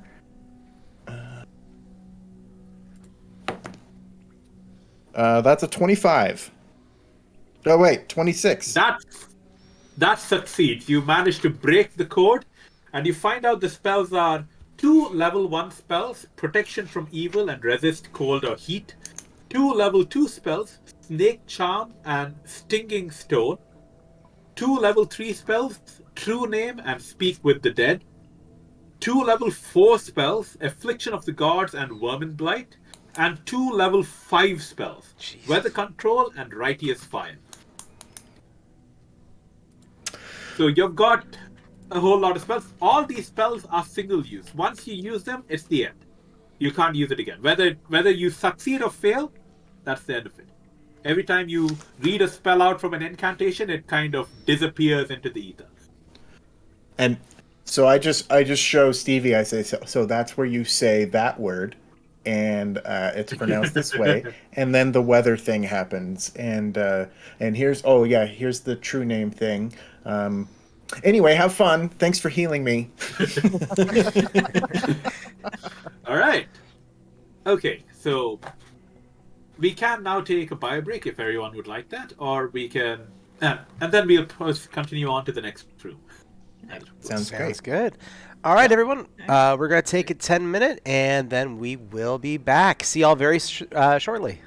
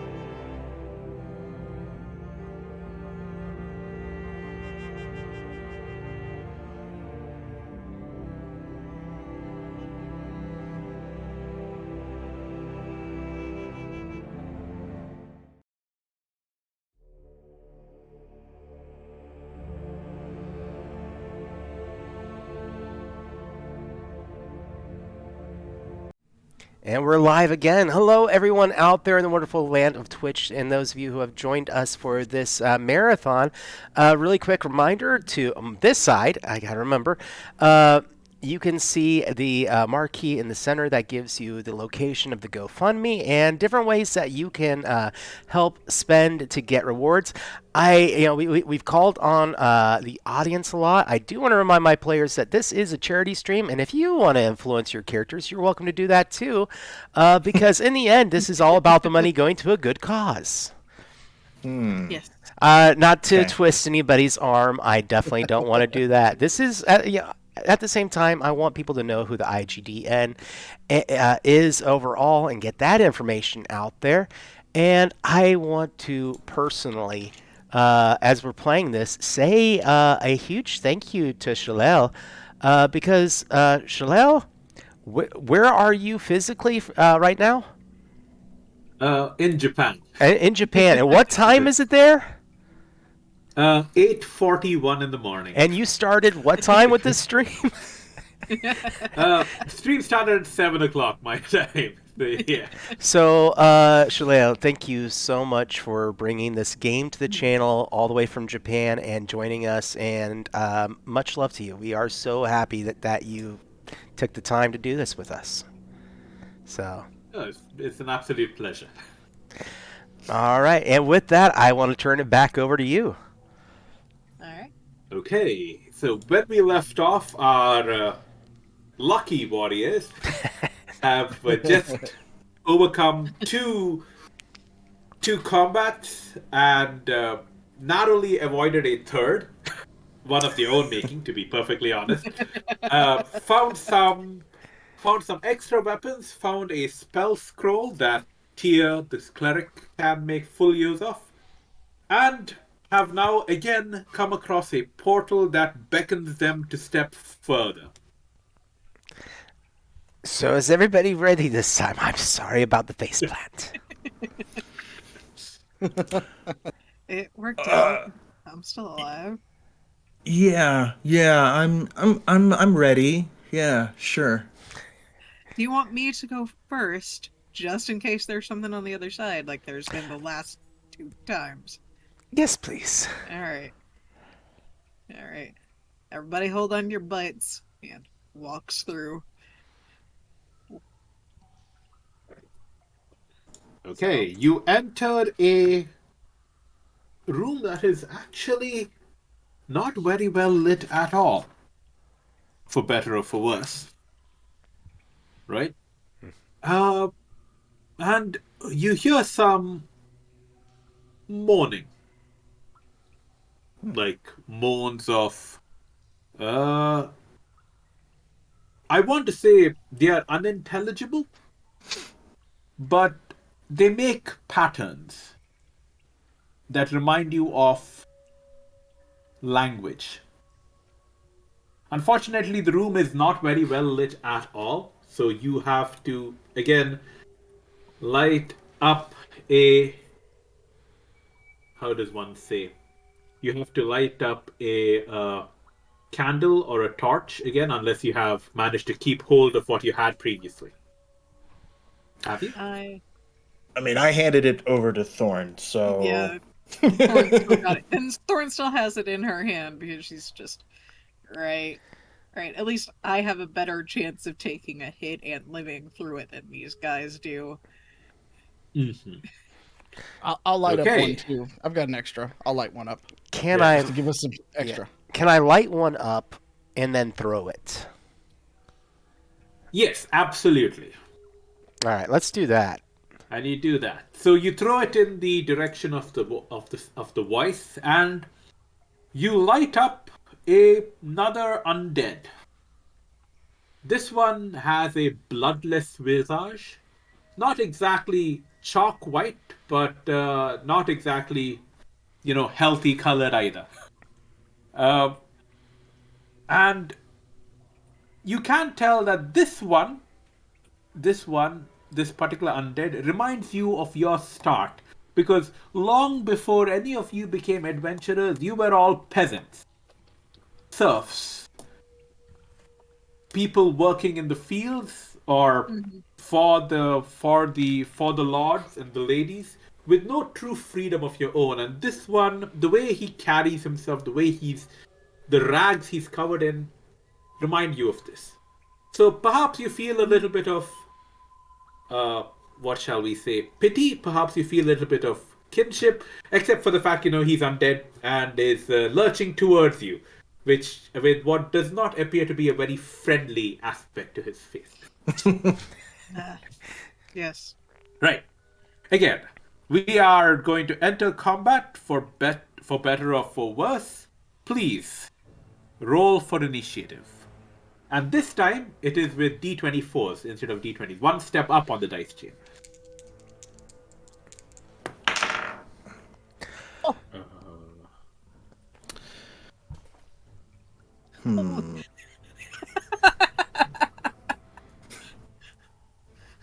That's a 10 for Corin. That's a 4. Okay. 4 for me. Okay.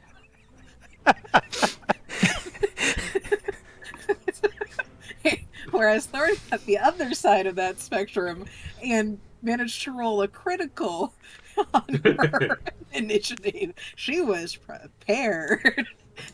24 Ready to plus go. something, right? Yeah, so she has a grand total of 30 for her initiative. Okay. All right. I thought I was doing well with my 16. The first time I had double digits. Okay.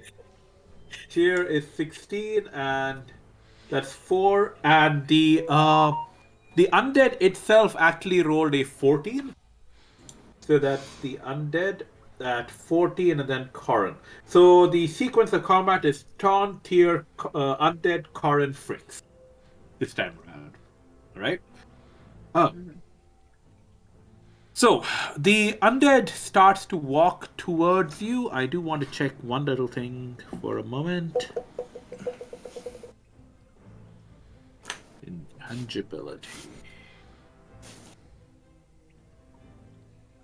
That was a fun word. Yeah.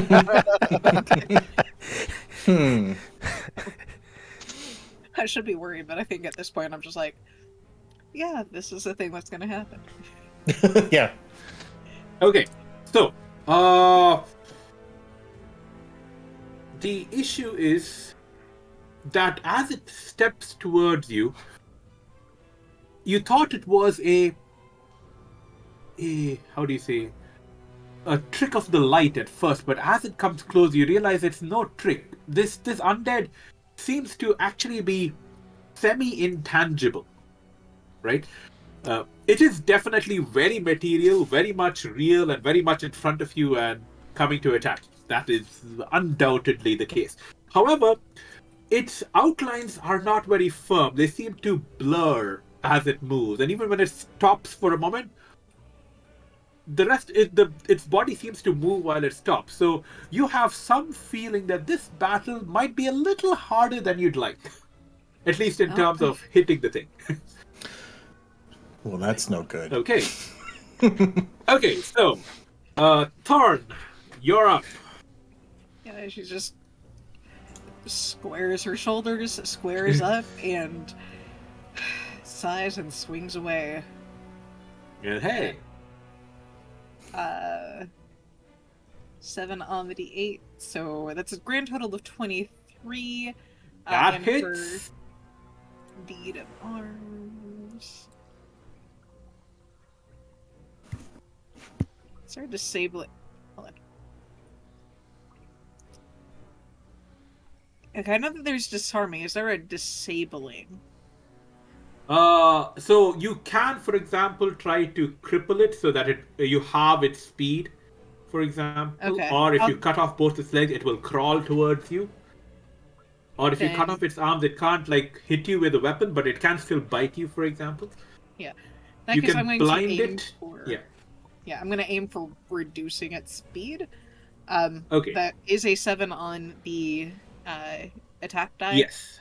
So... Okay, and yes, one moment, please. Let me just note it. Okay.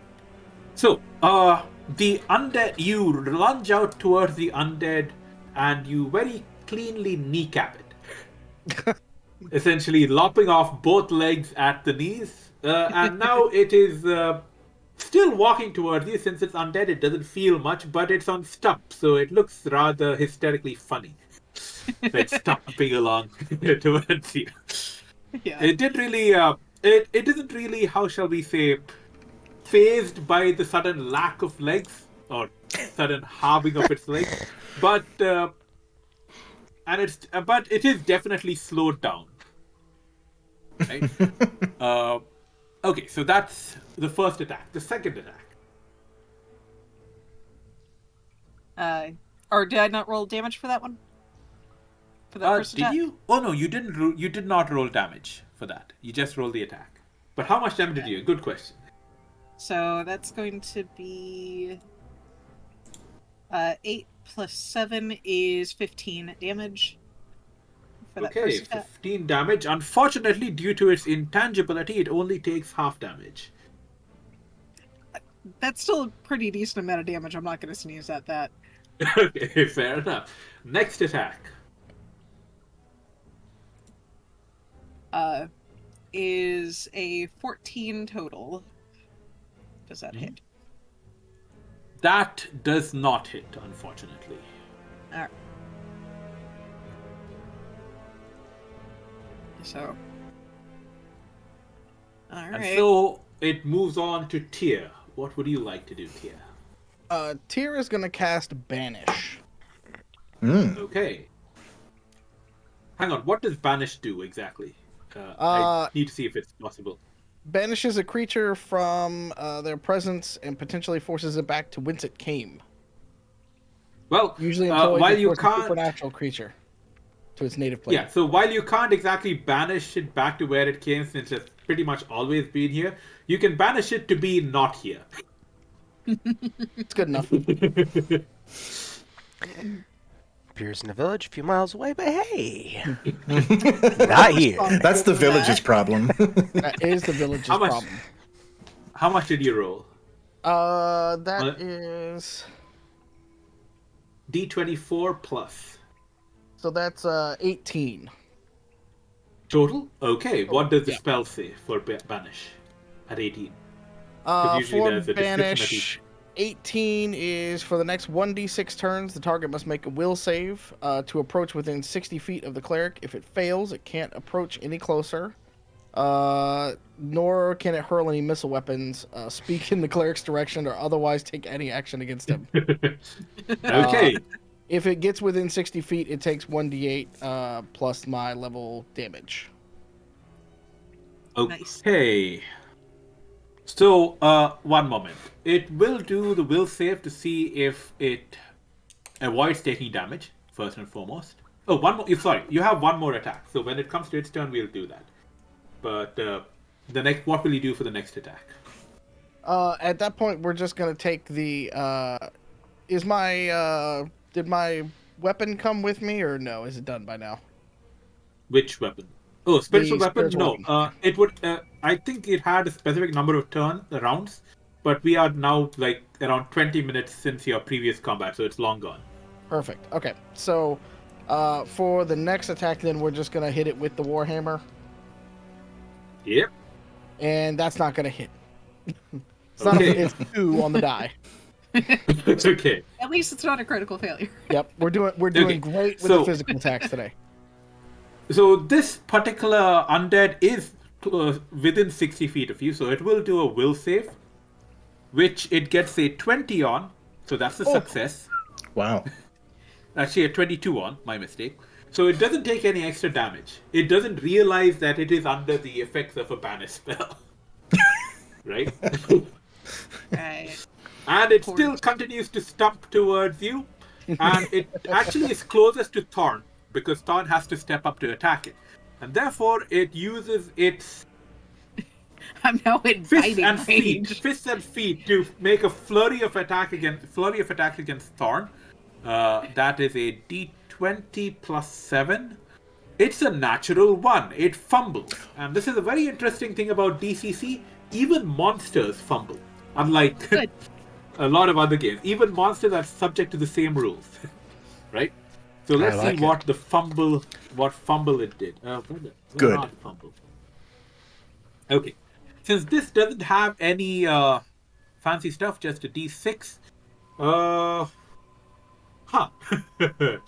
While it used its fists and feet, I mean, yes, it used the stumps of its legs, but it got so confused that it basically started wrapping itself all around it and got stuck in the rags of its clothes, and it's kind of like flat on its back at the moment. No one actually saw what happened, but it ended up flat on its back.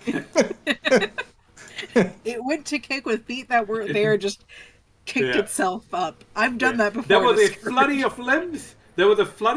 And it's flat on its back, and nothing's happened to Thorn. And as far as Thorn can tell, she doesn't know what happened either. Kind of be standing next to Thorn with my with a torch in hand at that point. So you would kind of just look down and just be like, I almost take pity on it.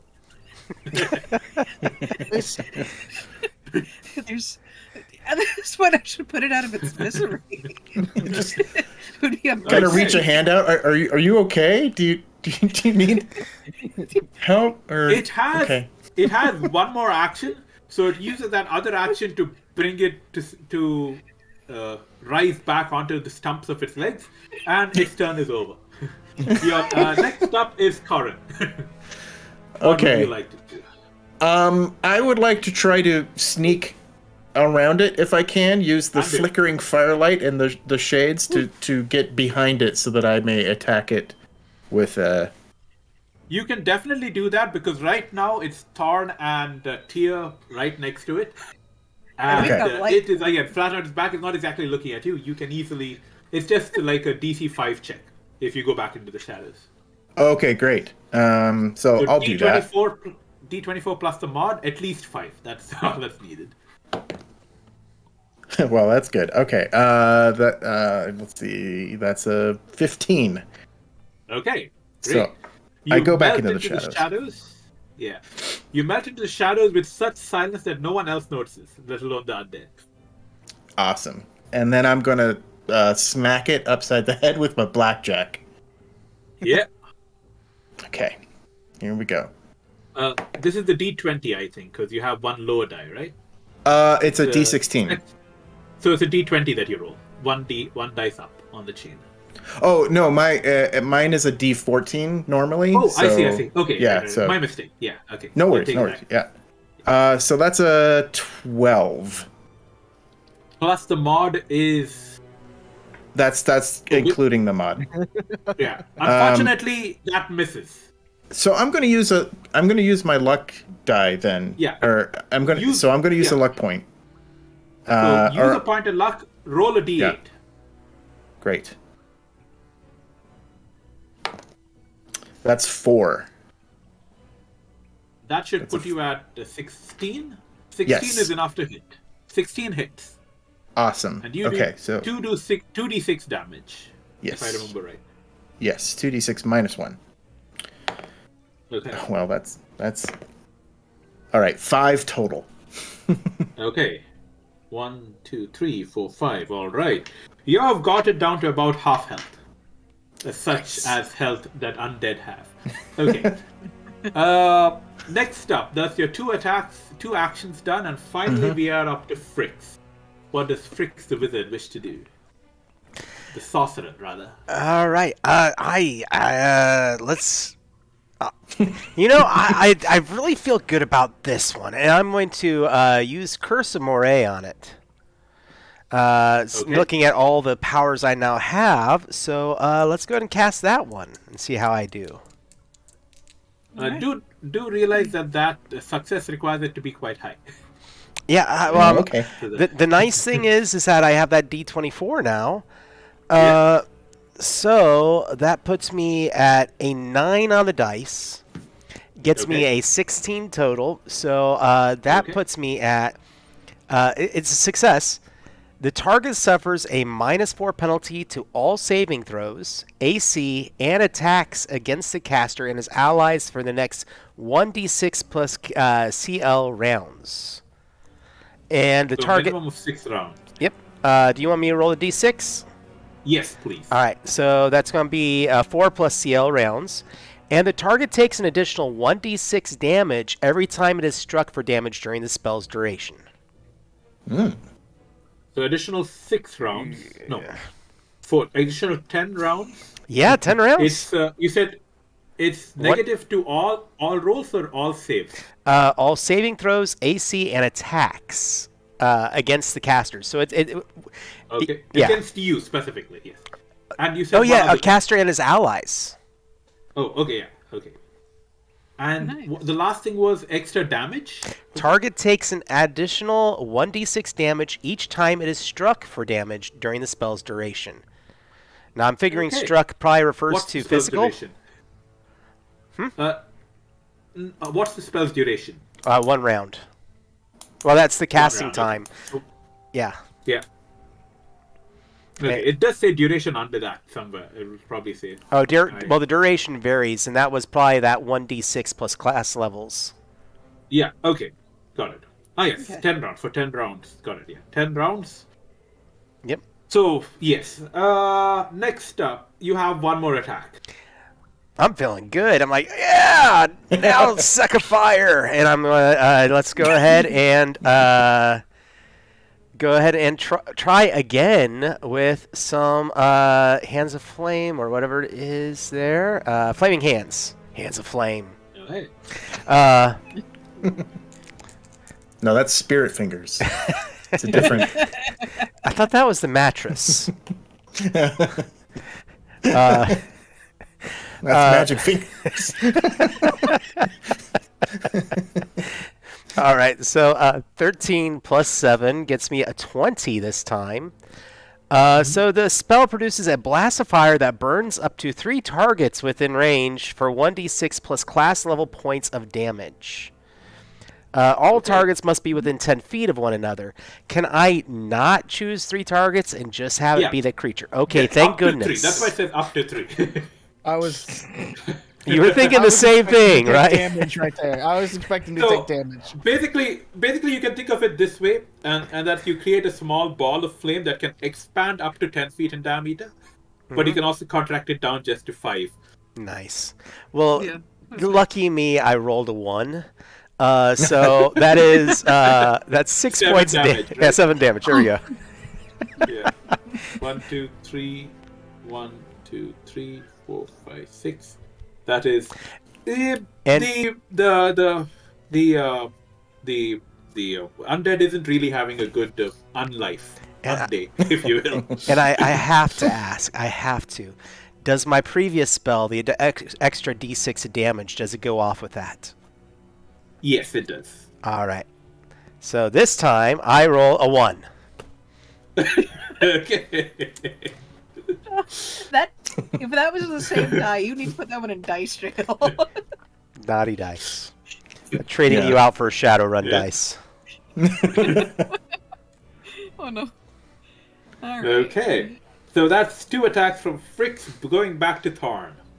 All right, and the cursive, Mari, does that affect any of my dice pool? Yes, it will affect your attacks specifically. Okay. And any saves it might try to. And it also reduces its armor class. So instead of the original 16, now it's at an armor class of, I think it was -4, wasn't it? Okay. -4 to So- save. So -4 to armor. So it's 12 armor class now. Much easier to hit. So do I need to add?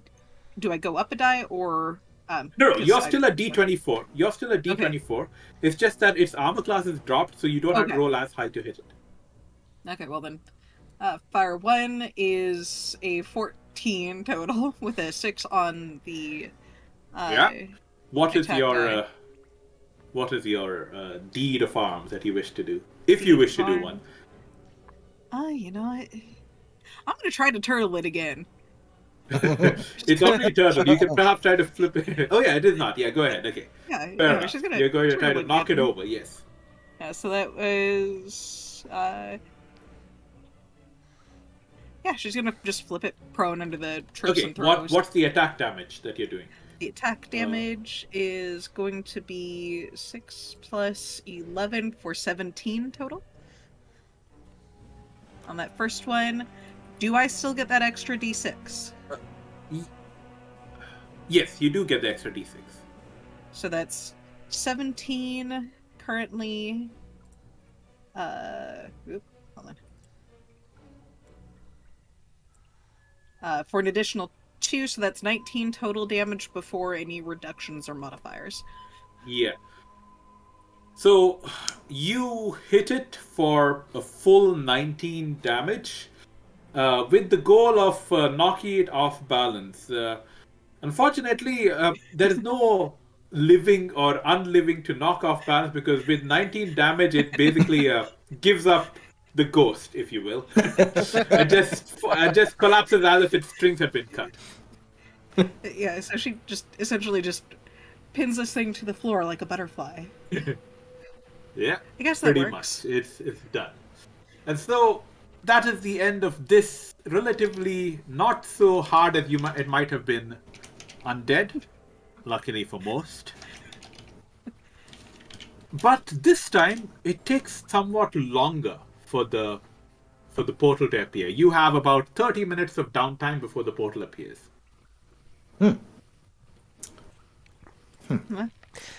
I'd like to look around and investigate.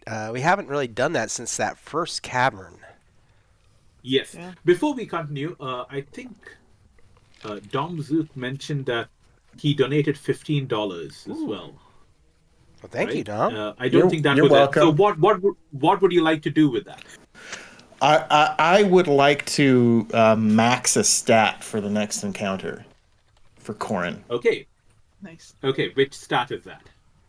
Usually I say roll d5 and get randomly, but since you selected, you might, if you want, pick it up. I would like to max out. You know what? I'd like to max out my strength, actually. Okay, go ahead. This is just for the next encounter, but yeah, go Yeah. ahead. So So that would put you at 20 and plus 3. Okay. All right. Nice. Okay. And so when you search around the place, can you give me an investigation check? That is an intelligence check. All right. Does that is it 24 still, or am I back down to that 20? 24 still. 24 still, till the end of the encounter. So All once right. you leave this room, it goes back down.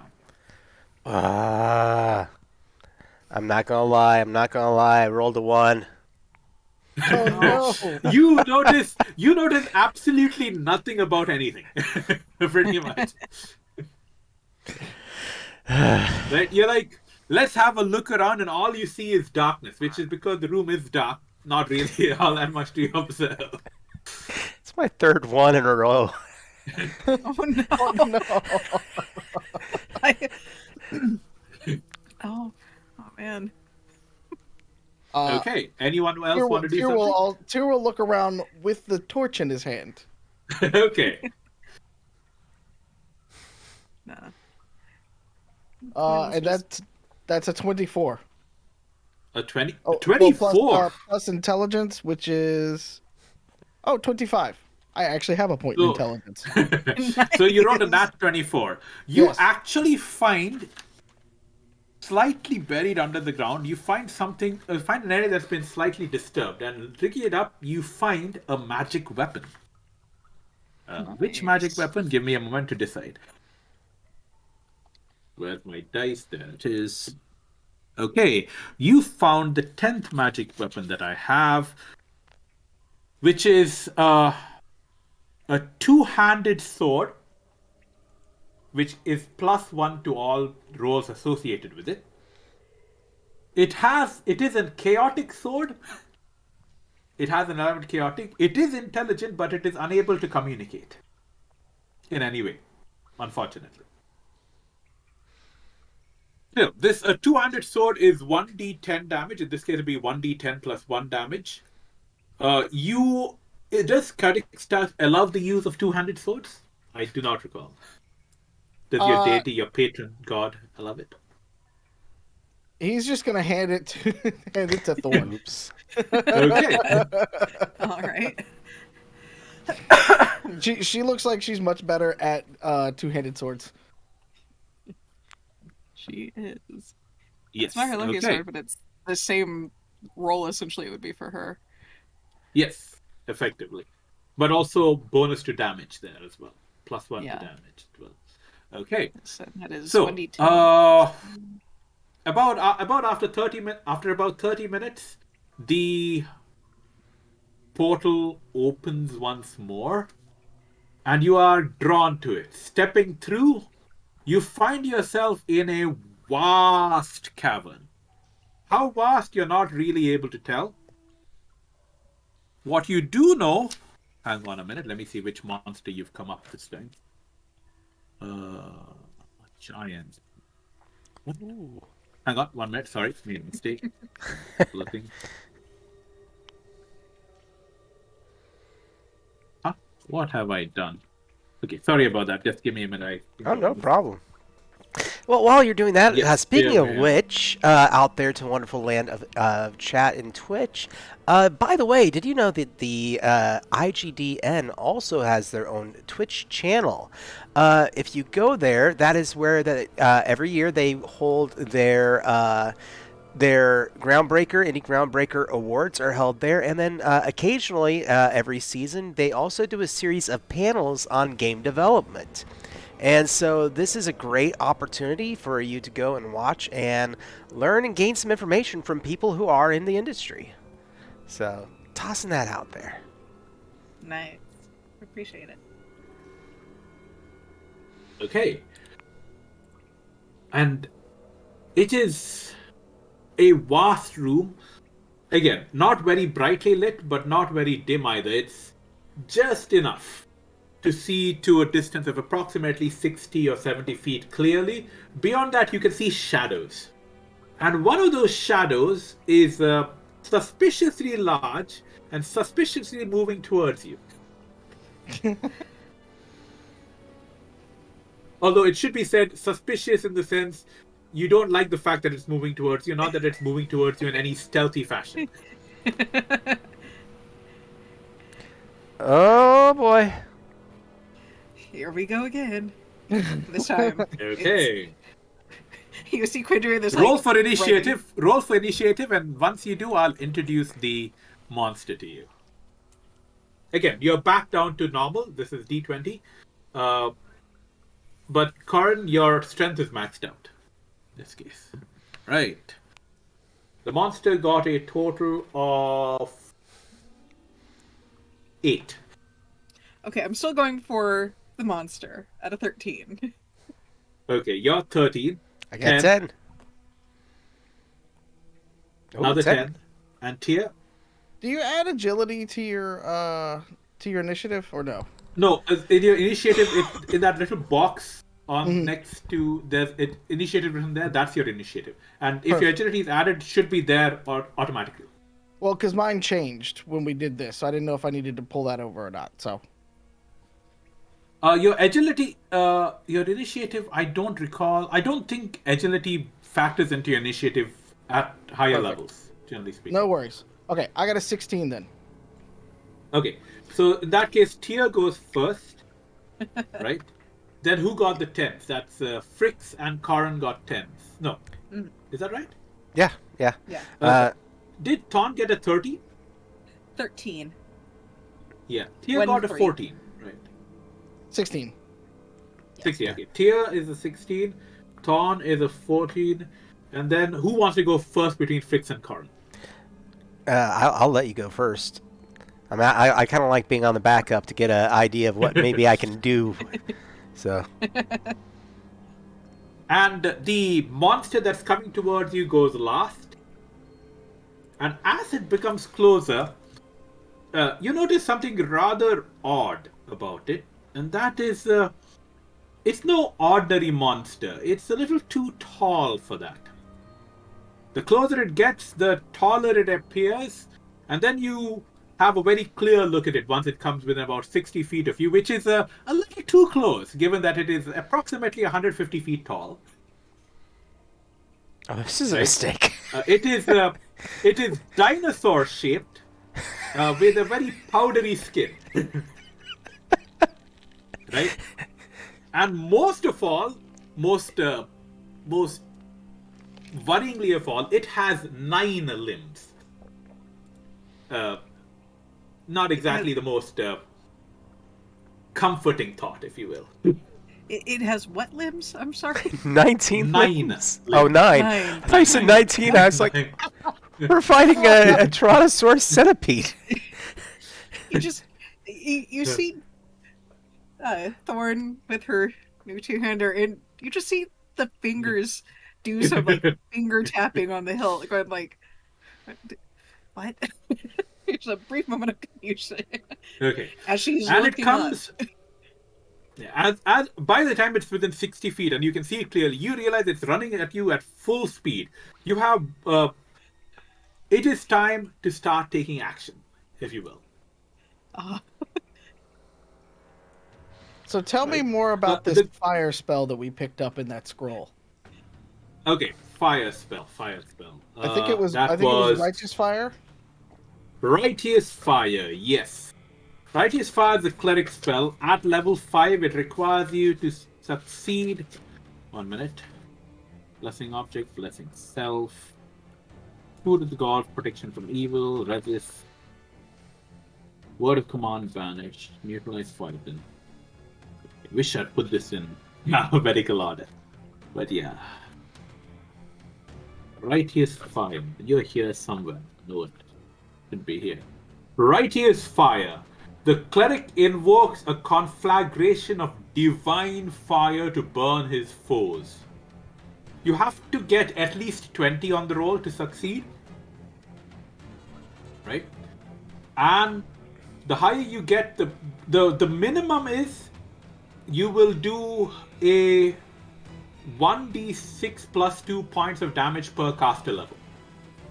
So since you're level 6, it's 6d6 plus 2 points of damage at the absolute basic.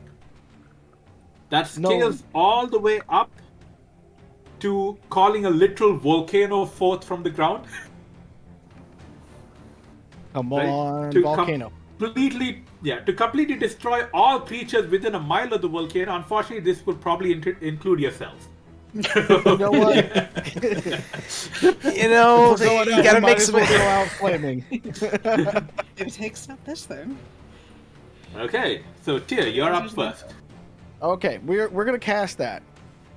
Yeah, okay. Righteous Fire. You read the spell off the incantation, and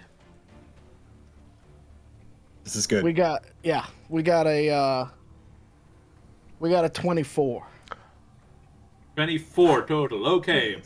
A column of fire rose down to fill a 20 cubic foot area. The fire does 1d6 plus 6 plus 1 points of damage per caster level. So in this case, 6d6 plus 1. Plus 6. Sorry. A ref save reduces the damage suffered by half. All right. 6d6. 66 Yes, plus 6. exactly.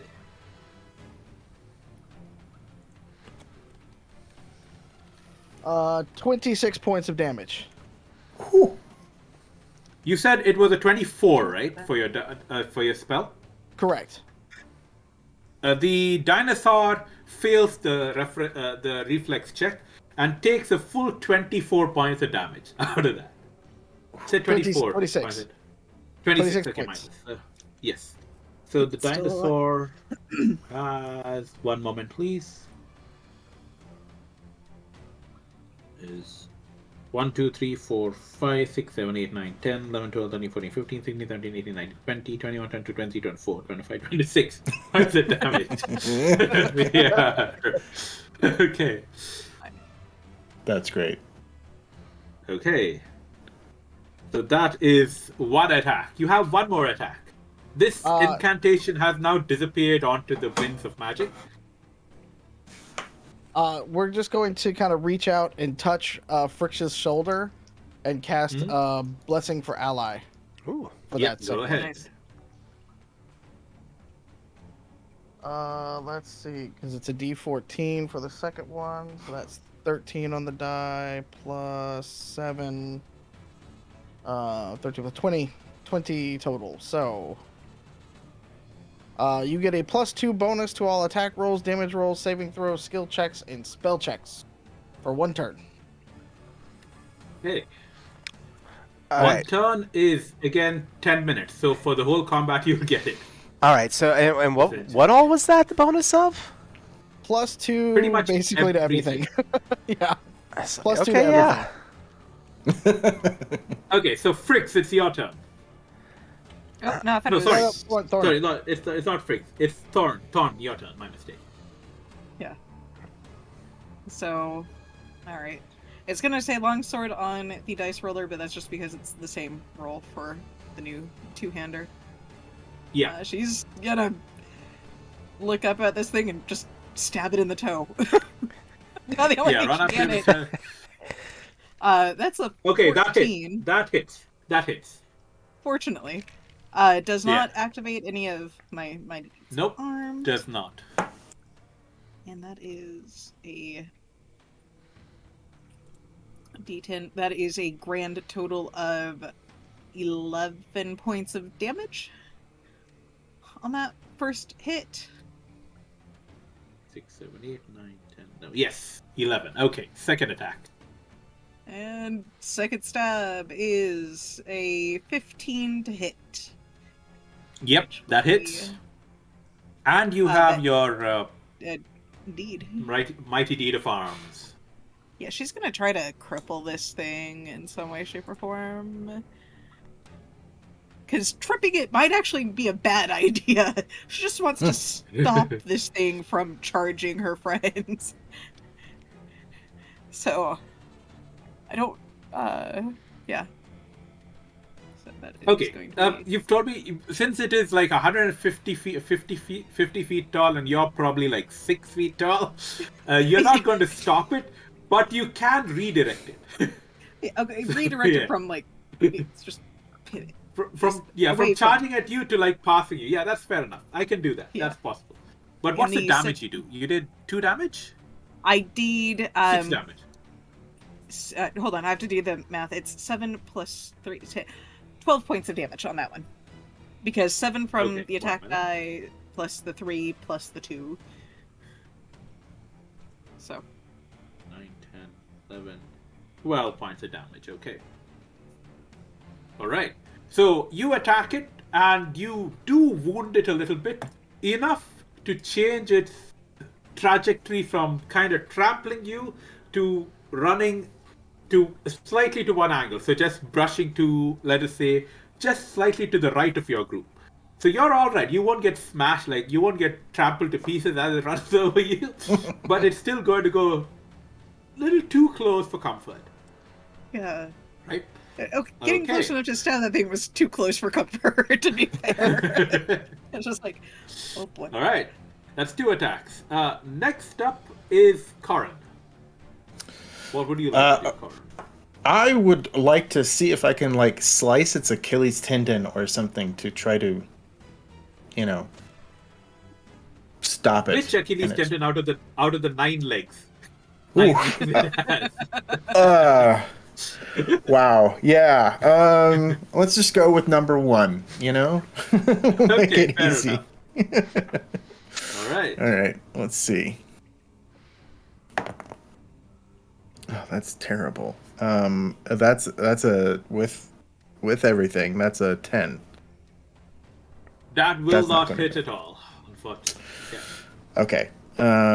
Let's try that again, shall we? But with the D14. Okay. Oh, that's a 1 on the die. That's a fumble. Wait. Oh, Stop. no. It's Oh. just a 1, it's a fumble, yeah. So Yeah. for fumble you have to roll the fumble die. Okay, that's a D8. What does your armor say? Oh, D8, okay. Yeah. 2. 2. You trip but may recover with a DC 10 reflex save, otherwise you spend the next round prone. So roll Okay. the reflex save. Okay, Fair enough. I'm good at this. That's a 22. Ready? Okay. So, as the dinosaur runs towards you, you try to maneuver things and hamstring it in one of its legs. Unfortunately, it's moving so fast, or so many legs involved, that you misjudge and trip, but you manage to catch yourself before anything too lasting happens. Any lasting damage happens. Okay. Okay. That's your second attack, right? Okay. Yes, that's it. Next up, Frick. Fricks with your +2 bonus to everything. Yeah, On top of everything else. I don't like this force manipulation. And so, yeah, let's cast that spell. I unfortunately, so that's a 2 plus a 9 with that bonus, puts me at 11, meaning that I just lost that spell and failed. Okay. Unless you burn luck to get something. I have my luck back. do you Why want not? You know, is it worth it? I think it is, just not to lose that spell. It's a one Did you shot. get your luck back? Cause, Yeah. no, I don't think you got your luck back because. Oh, that's right. I said no. To give you luck back? You're right. I said no. Let's. Yeah. Then I don't want to go any lower than 8. So we're going to go ahead and let that spell go. Farewell, Force. And I'm like, okay. Instead, well, other range spell, Flaming Hands. Oh, hey, now that's much better. So that's a 17 on the dice, plus that 9. Puts me at, I believe, a 26. So the spell produces a blast of fire that burns up to 3 targets within range for 2d6 plus class level points of damage. So let's. So how much is that? Let's roll those 2d6. Well, 3 on one dice, 2 on the other gives me 5 plus my level, which is 6. That's 11 points of damage. Yeah, one moment. Tia, does the bonus to rolls also attack to apply to damage? Does it say? If you remember. Yeah, it says attack rolls, damage rolls, saving throws, skill checks, and spell checks. Okay. All right, So another 2. So that's 13. Yep. I'm 1, back. 2, 3, 4, 5, 6, 7, 8, 9, 10, 11, 12, 13. Okay. So, now that you have finished attacking the Dino, it kind of attacks you. And I say it kind of attacks you because it seems the attacks aren't really conscious on its part, for the most part. After all, you're much smaller than it is. One moment. There we are. Okay. So, first things first. As it rushes past you, the powder of its body gets spread towards you, and you realize it inflicts damage upon you. Each one of you takes. I will see. I will check this, right? So this is. It does 14 plus 12 is 26. So if your armor class is 26 or below, it hits you. For how much is it? For a total of hang on, 1 damage this time. Yeah.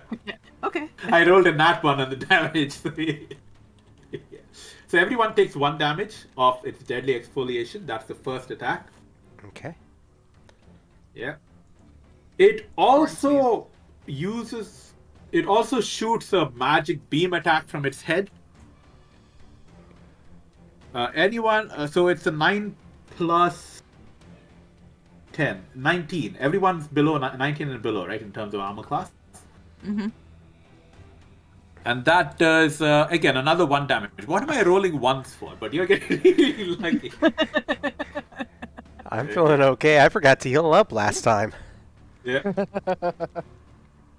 And it does that ray attack one more time, and this time it does it for, again, it hits because it's a 20 plus 10, that's 22. No, sorry, 12 plus 10 is 22. This time it does 16 damage to each person. 16. Ouch. I am at 0. Okay, so you are bleeding out, alright? You have 6 turns for someone to try to stabilize you. In this case, the cleric to come and lay on hands to heal you back. Yeah, that one actually hurt. All right. We are back up. So, to be clear, if I wasn't very clear, the giant dinosaur has 3 attacks per turn.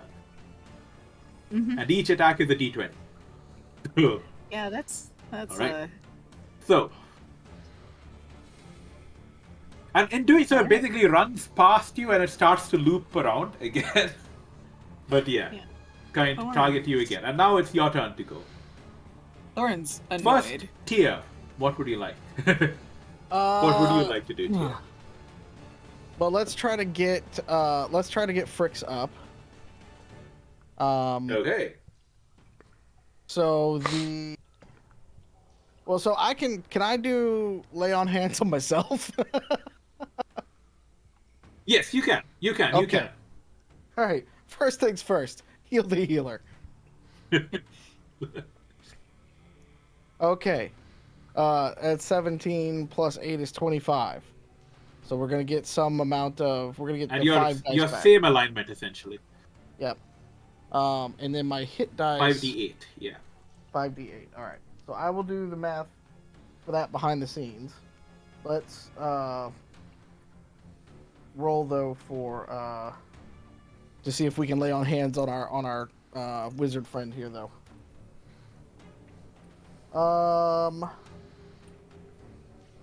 Okay. You get 1 dice back. I It's barely something. made it. 1d4. I got a 12. 1d4. Yeah. 3. You're awake, so Three, you know. Yeah. 3 is quite a. It's better than nothing. No kidding.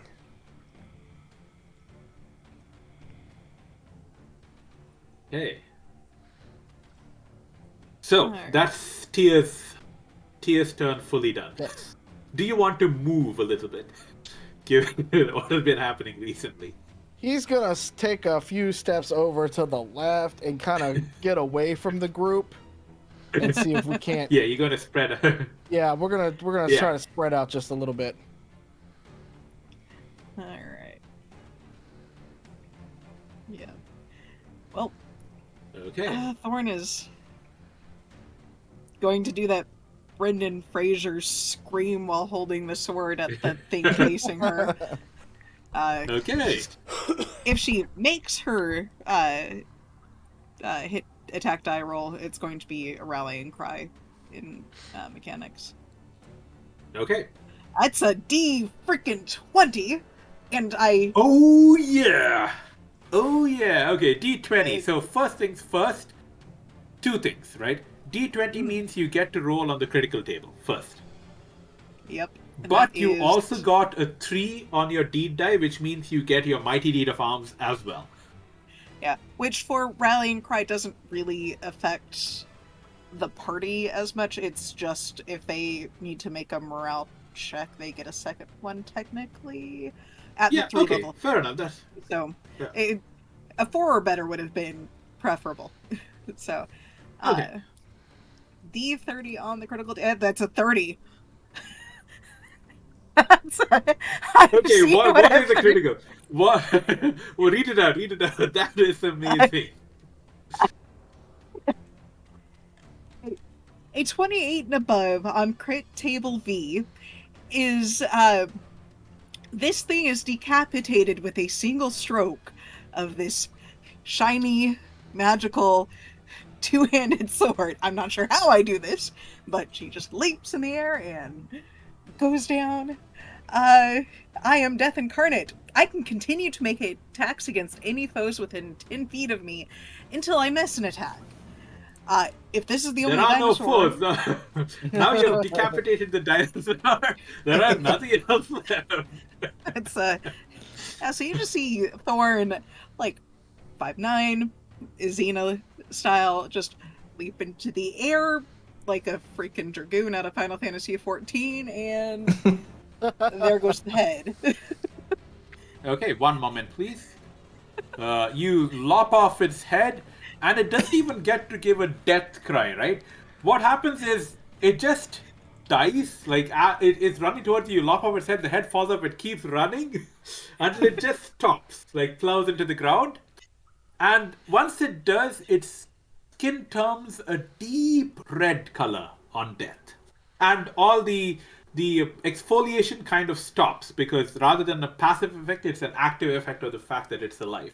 So it is no longer too dangerous to be around it. Yeah, Right? that's good. Because Nice. that would have been. You could, given that this is a giant, you could try to extract some of the teeth and claws because they will be very valuable for anyone who's into collecting this stuff.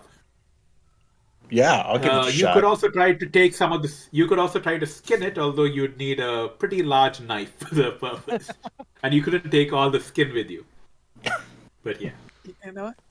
I do at least want a trophy, so I'm going to grab Okay. a claw or a tooth, or as much as I can conceivably carry. That's yeah, not a problem.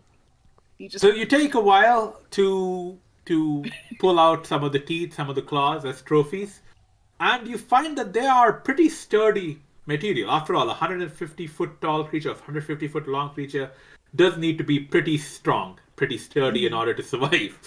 So they would make good weapons if you could process them. Also, in the around 10 minutes we have, would the wizard like some more healing, or would anyone like some more healing? Give me how much healing We- needs to be done. So we have a $15 donation towards healing me. Yes. So, awesome. Okay. You specifically. Okay. yes, specifically. Thank you to my partner out there. Okay. Fine. You can be restored to full health. Go ahead. You Ooh. get full health back. Or Fritz Ooh. gets full health back, but the rest are still damaged, so they need to be healed. Did we figure out where Shawn Rourke's donation's going? I haven't received any word from him yet. I don't know if he was in the chat, but I did put it out there to them. It also could be that he has his chat closed, but yeah, Shawn, if you're out in chat, let us know what you'd like to get. Shawn dropped $100. Thank you very much. That's awesome. Okay. I would take. I'm at 4 hit points out of 22. Yeah. I mean, now we know why Thorn is also called Reaver as her title. Okay. We're gonna just get everybody gather round the gathering round kind of feast here. Thorn is Let's covered see. in blood. Do you want me to say what you said in the group chat, Mallo? I just saw it. No, it's cool. It's cool. We'll keep going Alright. with the RP for the moment. All right. So for Thorn, you're gonna get the 5 hit dice, All right. and then for Corin, you're gonna get 2 hit dice. Okay, thank you. Where is my? That's a 6 and a 1. All right.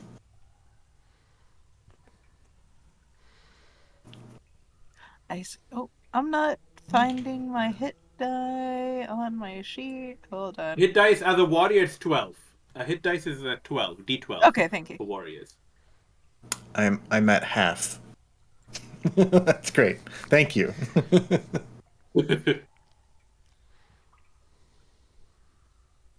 Half is much better than an eighth or whatever I was at before.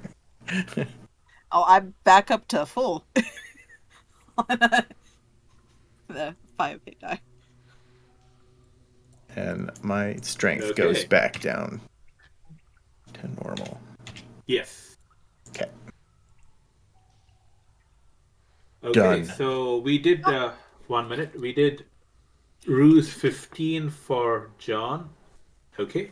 And were there 2 other donations that we had to look at, or 1 other? Technically one other, but I think we're gonna let that one stand for a moment. I think the person wants to remain anonymous for a Okay. moment, maybe. I don't know. Yeah. No, but okay. I saw that one too. But is there anything else other than that? Not right donation now. that's I think left? that's it. Okay, fair. All right. me just have a quick look at that. So, we are at. Okay, so you have finished battling the giant. Again, DCC rules. It was unexpected and really quick. Yeah. For the record, the giant had like 164 hit points, and you had only done 20, 30, no, 20, 50, 50. You've done like 50, you've done like 62 hit points of damage. So your final attack did a total of like 100 and something damage to it. Wow. I mean, 100 odd damage to it and took it out. that's kind of what happens when you decapitate something. Apparently, it's kind Yeah. of that's kind of final. But hey, yeah. Okay. Just- Somewhere Yeah. off in the distance, you hear the Jurassic Park theme playing.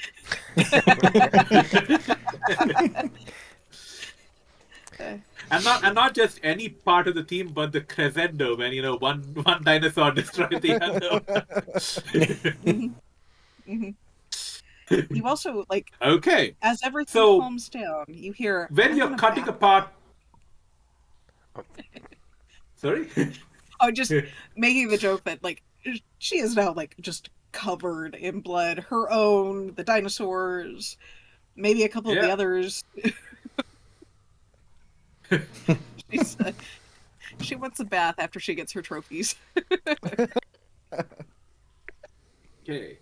Now that you have destroyed this dinosaur, no matter how long you wait, the portal doesn't appear. For whatever reason. But that's something you notice eventually, not immediately, right? You are busy taking apart the dinosaur, butchering it, cutting it apart for trophies. So you got teeth, you got claws. If you want some of the skin, you've got some of the skin. Whether or not you should eat the meat, probably not, because you could cook it, but you don't know how good quality the meat is, whether it's worth eating. However, when you get to its stomach, you do notice that it's eaten quite a bit, including another magic weapon, Oh. which I will decide. Nope, I already have that one. Okay. Magic weapon number 4. 1, 2, 3, 4. Okay. You find a short sword with lawful alignment and an intelligence of 5. So not very intelligent. And also it cannot communicate in any way. So this is also a +1 sword. So if anyone else wants a better weapon than what they have, you can go ahead and pull it out and take this one for yourself. I mean, better choices are Corin and our wizard friend. Corin Fritz. would be, yeah. Corin or Fritz would be a better choice. But yeah. I'll take it because it basically nullifies my poor strength. Yeah. Okay. So yeah, so basically you can update that to say it nullifies your force. So it's just plus D20. No, so okay. Short sword +0 and D6 plus. Is it D6? D6, essentially. Yeah. Okay. Yeah. All right. Great. And so now that you notice that that this thing doesn't ever come back, you're a little worried because you don't know anything about this place. This is assuming that this dinosaur isn't the only giant in the area. It's not exactly in your interest to go traipsing around the place without any care in the world. Right? You have to be a little careful moving around. So how do you choose to proceed here? Very carefully. I think we gotta go deeper. You know, that's Yeah. you're leading. You know, I mean, Just stick to the shadows, maybe, if we can. yeah, if y'all want to, I smell. No matter what, they're gonna sense me. If y'all want to Oh, stick closer to Corin. my apologies. Just to continue. The short sword has a special power that it sheds light in a 20-foot radius at will. Oh, okay. Okay. Nice. And it has a special purpose to protect the weak. which is Oh, no. actually pretty good because in this particular scenario, you're all pretty weak. We're all. I mean, you got a very good short sword there because it's going to protect you the most.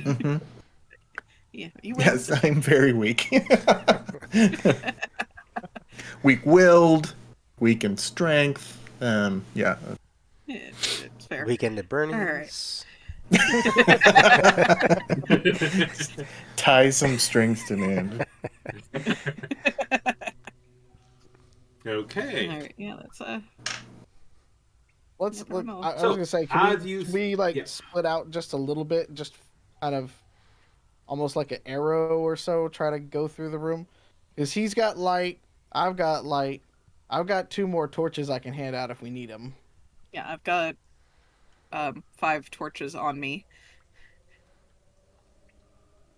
Okay. Okay. So you slowly head towards whichever direction you choose to go. And you are surprised by a small creature coming to attack you. And you're surprised because this creature is a blob, a very small blob. So you didn't really notice it when it first came up against you. Right? All right. So again, prepare for combat, everyone. Okay. This time around, roll for initiate. Oh, I got a 1. Oh, I've been rolling quite a lot of 1s too. I think John has rolled the most ones after me. this game. Yeah. Okay. So just let me know what you've rolled. 13 for Corin. Okay. I got a 14. Okay. Nice. also got a 14. So Thorn got a 12. The blood is starting to Oh. get very sticky on her armor. Okay. So that's so Tia got a 14 as well, right? Yes. So that's Fricks and Tia, then Corin, then Thorn. And then finally the blob. So who wants to go first here? For Tia or Fricks? Let me actually try this one. And Okay, so we have Fricks, Tia. I normally write down the names in order so I have the thing done. And Corin, Thorn, and Blob. Okay, let's go. all right. I'm going to go ahead and I'll start off with that spell that seemed to work so well last time. Because I'm curious what this thing can do. I mean, it's small, but small doesn't mean necessarily weak. So Indeed.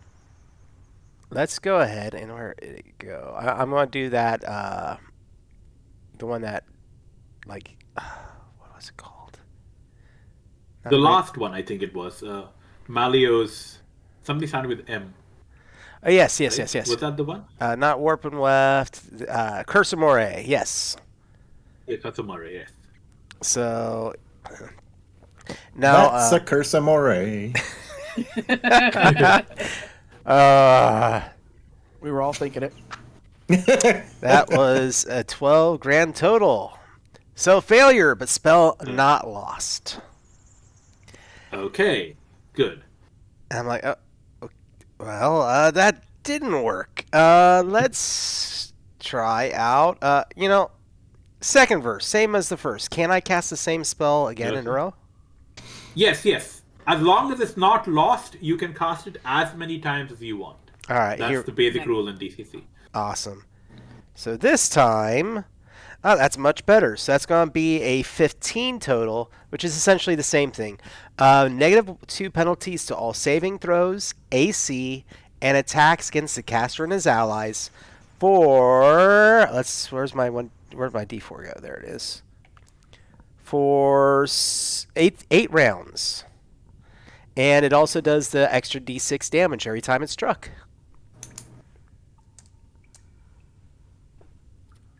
Okay, so you have pretty much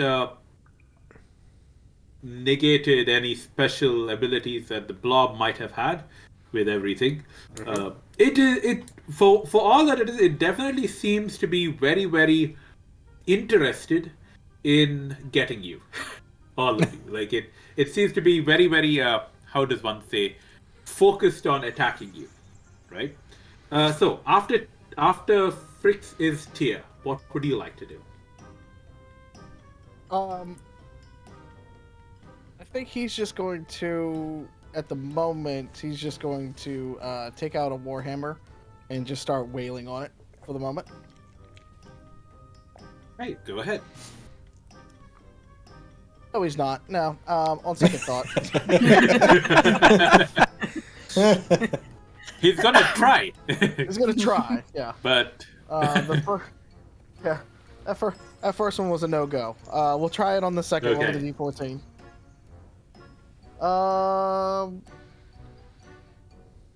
So roughly 16. hits. 16 hits. Okay. And it's a D8 with my hammer. A 1. Okay. 1 damage. There we are. A 1. Okay. Now you're doing Corin levels of damage. That's great. Okay, Corin, you're up. Great. I'm going to stab it with my short sword. Not backstab, just regular stab. Yeah. Go ahead. That is a 19. Okay. That hits. Great.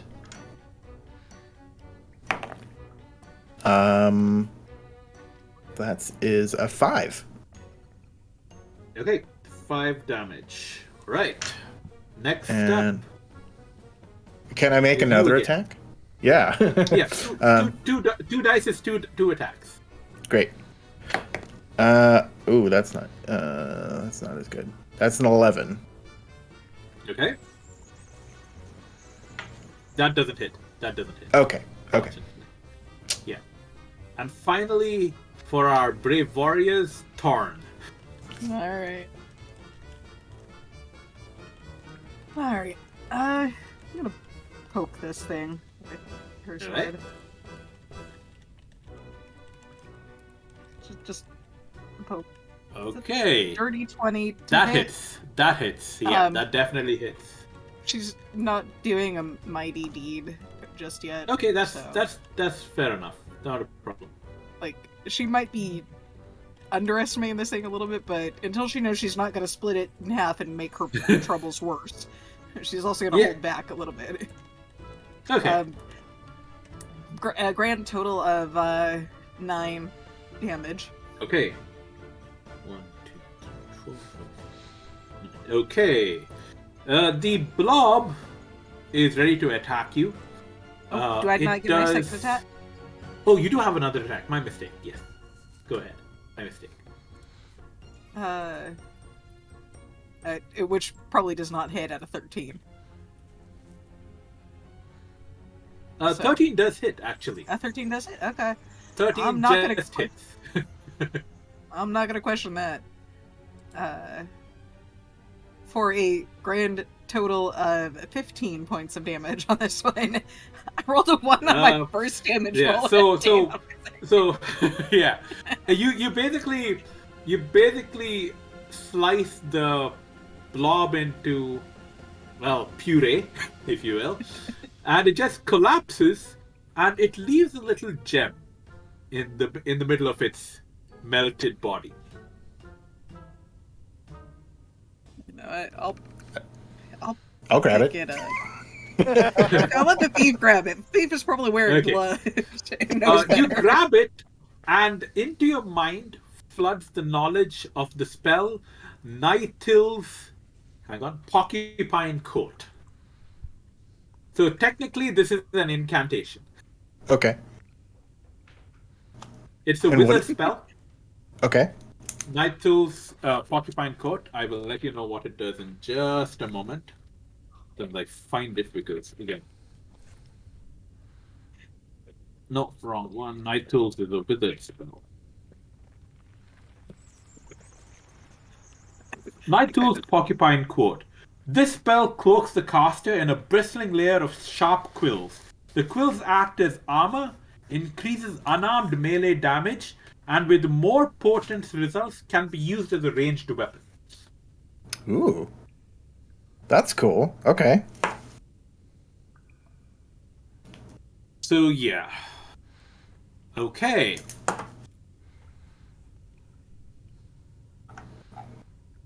And then you continue making your way through the one moment please. I just need to check one thing.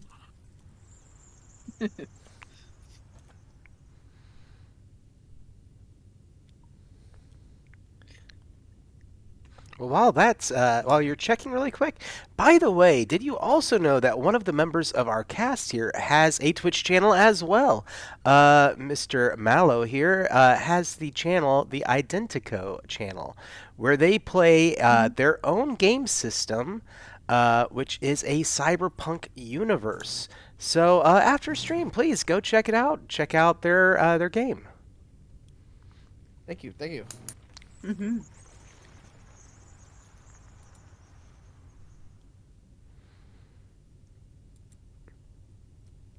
Okay.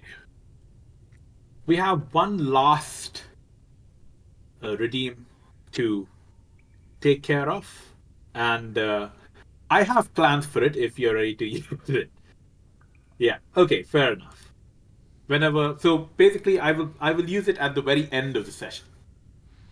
One big combat, one final struggle, and then you're done, right? Fantastic. Yeah. So, I just need to check one last thing, and that is... Okay, let's see how good this is or not. So, what's going to happen is you are still going to search a lot of stuff, search through the entire area. And finally, you come across a small pavilion. You can see it in the distance. It's become a little bit brighter, a little bit clearer. You can see it in the distance. A small pavilion with a rather large portal through it, right? And then you can actually see that the portal isn't like white or opaque. You can actually see sites that you recognize, where you were before. Not necessarily where you were before when you started out, before you ended up here, but places you have been before. It doesn't really appear the same to all of you. Each of you sees what they are most familiar with, what they are thinking of the most, but it is different from every other portal you've seen before, right? And as you step forward, you hear a flapping in the sky and you see a dragon circling around. Right? Of But course this we is do. not the only thing. As the dragon comes closer, you feel a change in yourselves. Please increase your levels to level 7. Woohoo! All right. All right, let me pull that up.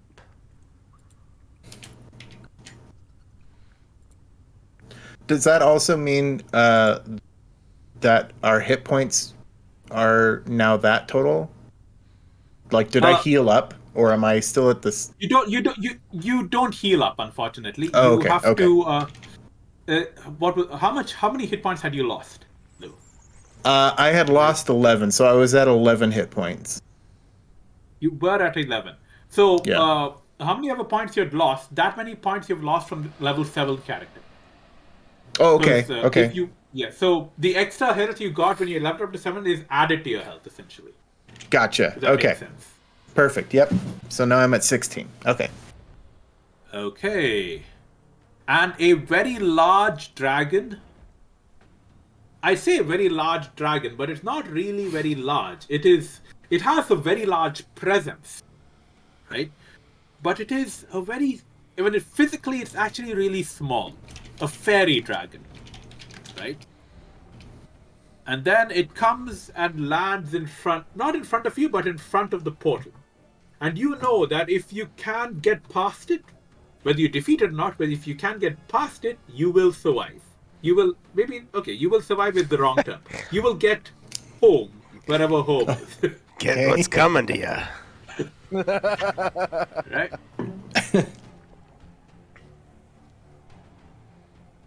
Love it.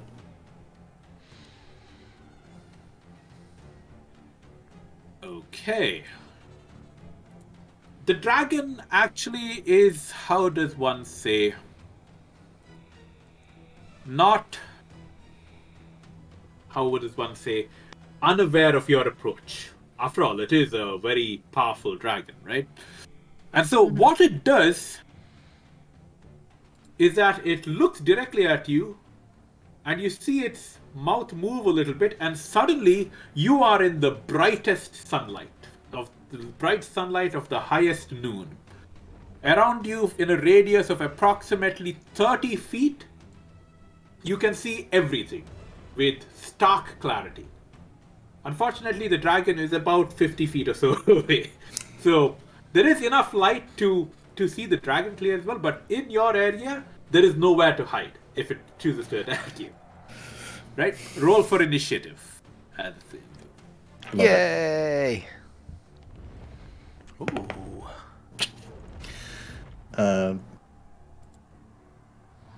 That's a 9 for Corin.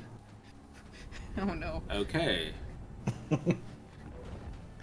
I actually rolled a 17. Nice. Okay, one moment.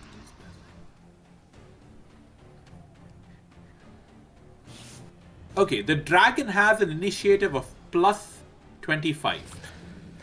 And it rolled a 17. Oh boy. I have a question. That close. That close. Yeah, you were right there. I have a question. Yes, what is the question?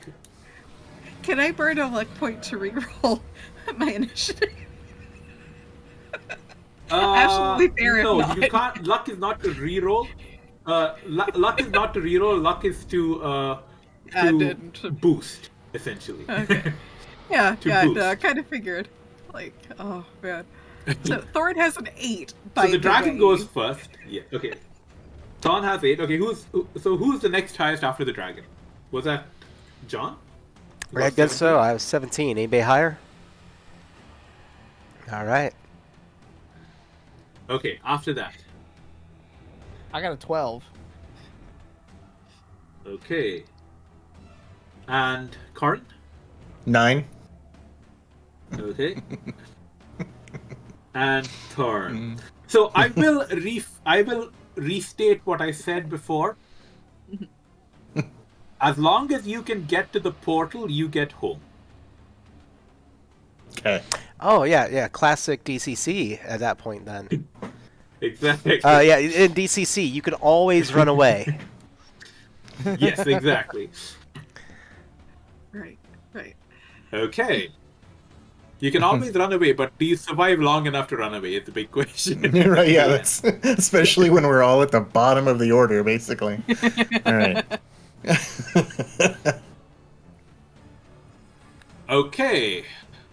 The dragon dives into the rock and to the ground, and you can see the ground move towards. You can see the ground pop up. You know, you've seen the movies, right, where the worms underground move towards you. You can see the ground start to pop up as it moves towards you, and it pops up close to you, and uses its claw attack. I'm afraid to say. Okay, I will roll the dice just to see if it critically fails. It doesn't, because the claw attack is 2 attacks at plus 26. So it's definitely going to hit you. But it only does 1d8 damage. Okay. Okay? So was the close 2 there for a closest people, it does 3 damage to Thorn and let's say 5 damage to Tia. Alright. Okay. That's fair.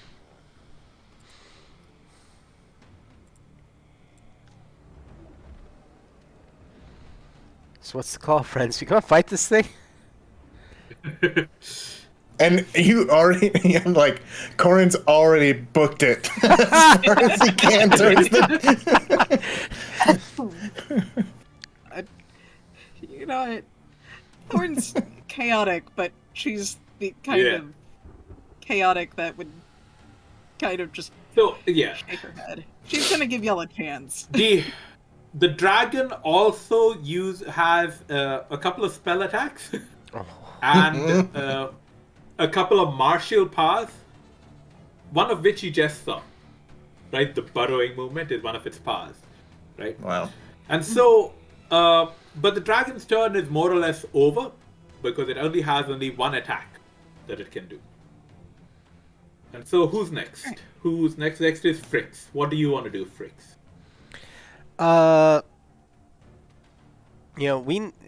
gonna do two things. So first, I am going to book it. I see one of my allies is like, nope, we out.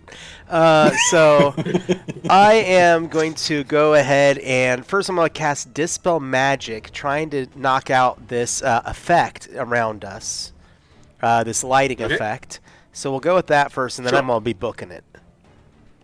Okay. That is a 16 plus that 7.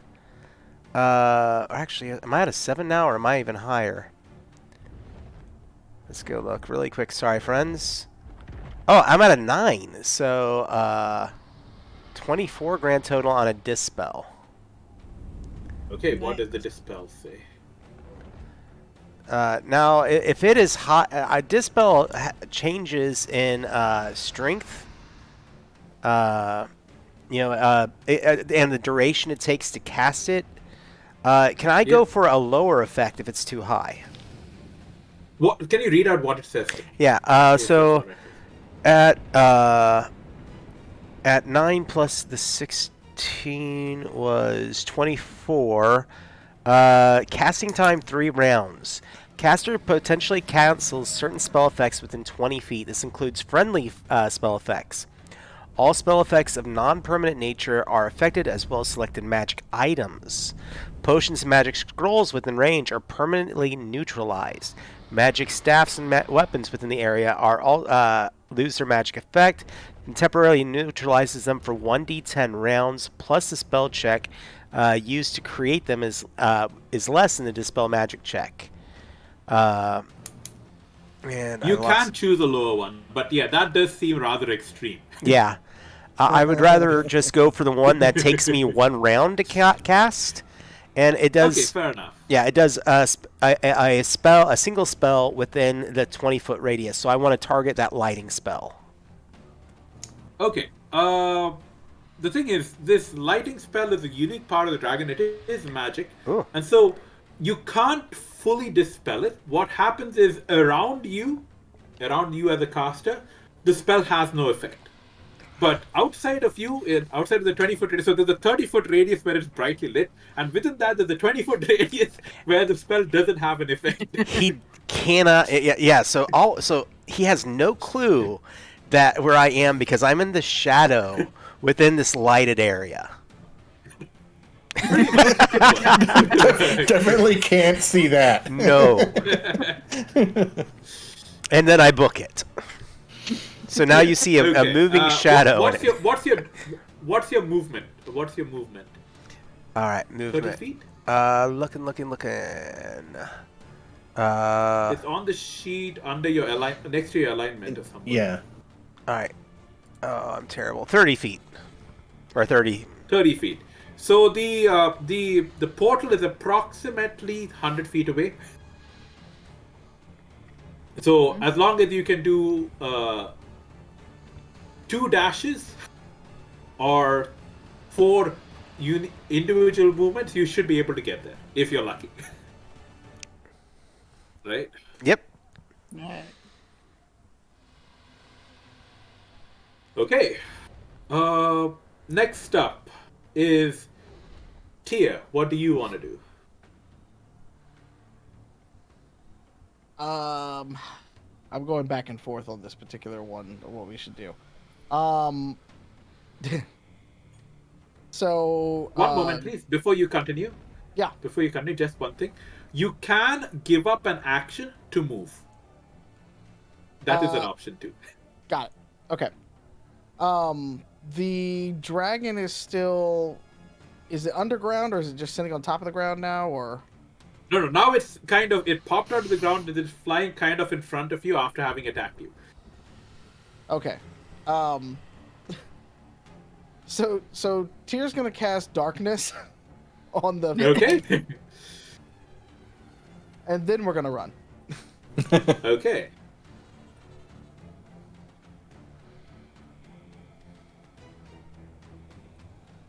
So that's 18 total.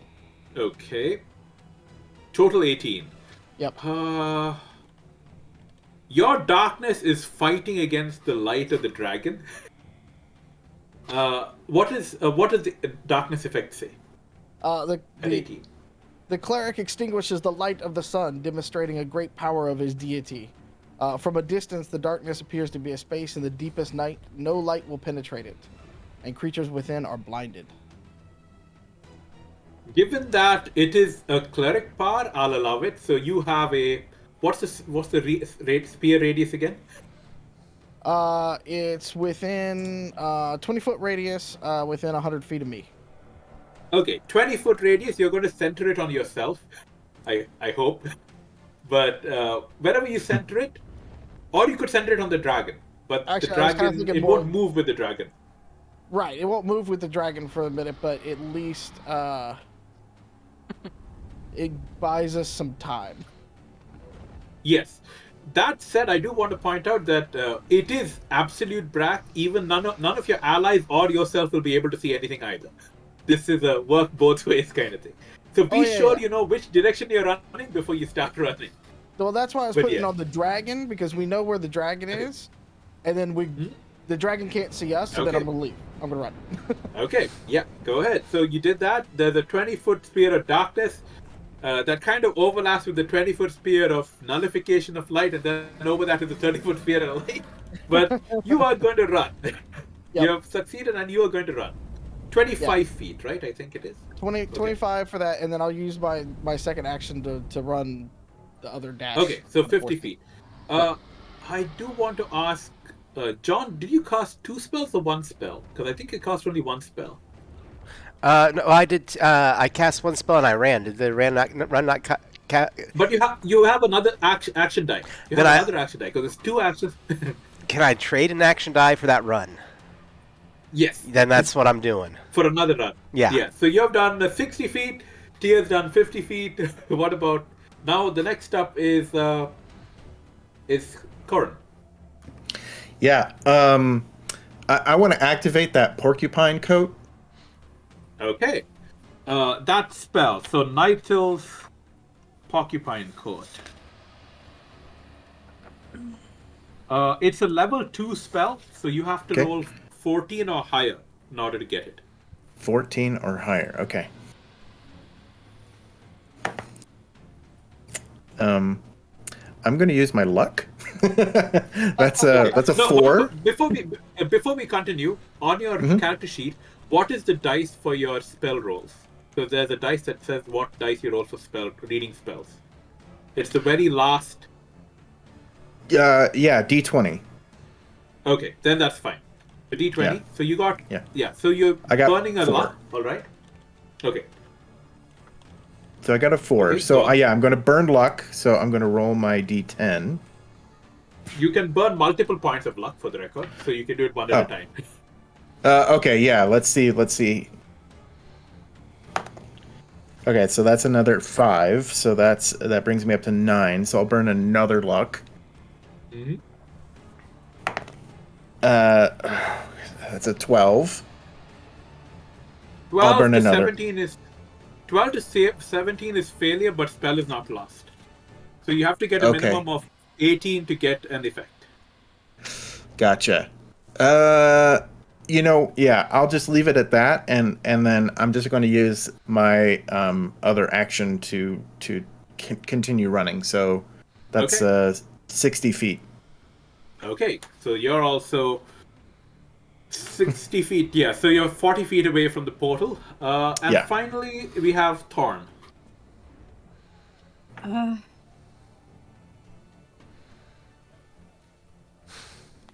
She's going to move her 30 feet, but she is going to kind of take out her crossbow and fire at least one shot, because I think she has to use an action to take out a crossbow. She's just going to stick her sword in. No. To switch weapons, there's no action. It's a free action. Okay, yeah. As long as the crossbow is on your person. I remember that you're supposed to have a horse, but we forgot the horse. But yeah. She's gonna get close enough to the portal to like whistle for the horse, maybe. Yeah. Okay. She's got a plan in place, but Okay. So this is going to be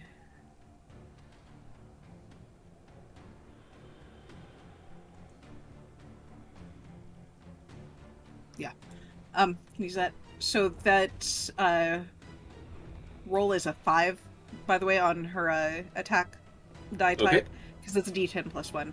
So that is a grand total of 13 Yes. to hit. Okay. So 13 to hit is not going to hit, I'm afraid. Yeah. Not even So, close to hit. Yeah, I kind it of goes figured wide. it's not gonna.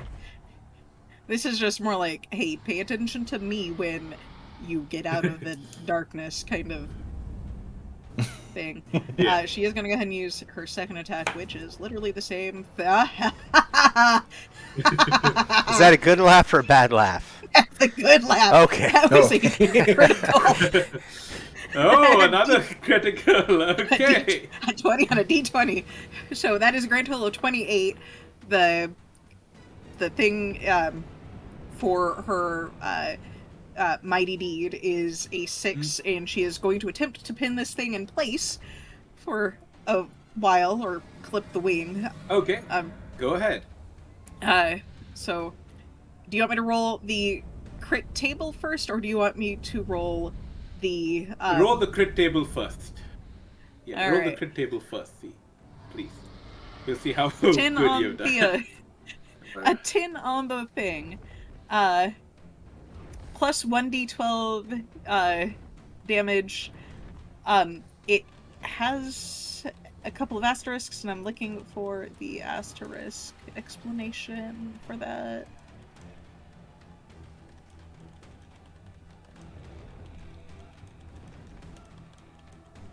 Moment. You said you rolled a 10, right? Yep. On table 5, or table V, means the explanation for that double asterisk is a PC overcome by battle rage may temporarily expend points of his personality or intelligence score to enhance the damage of his critical hit.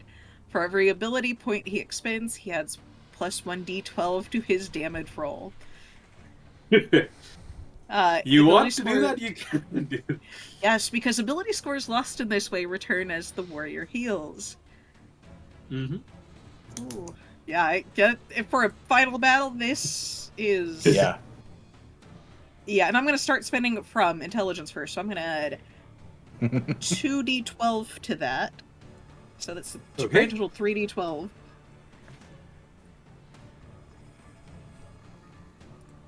So when you add it, it's 1d10 for the two-handed, and then 3d12 for the rage. Or her crossbow, and because you remember she's using her crossbow for this. So Crossbow was it's- 1d8, right? It's a d6. So Oh, okay. D6 is not that bad. It's 2 for that. D6. 12 for the first critical on that table, and then 2 more for spending the 2 intelligence Yeah. points. And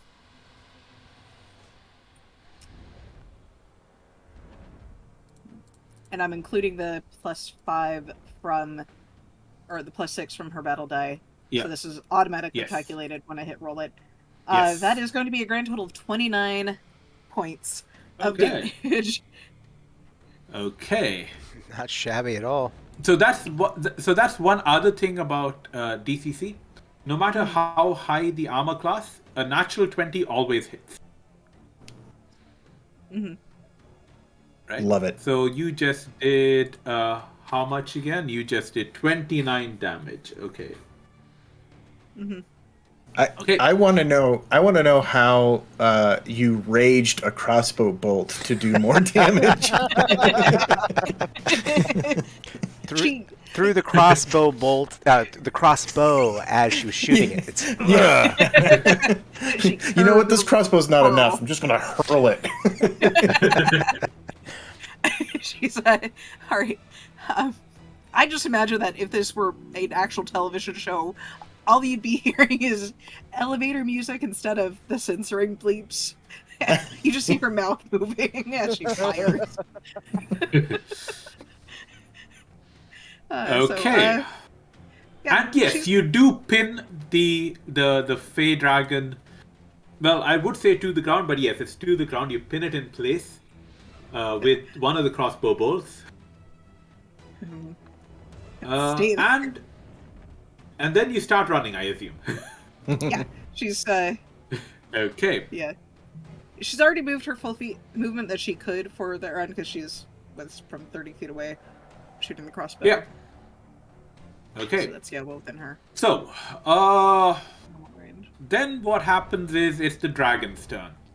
The dragon is pinned in place. It can probably get out, but it'll take this turn to do so.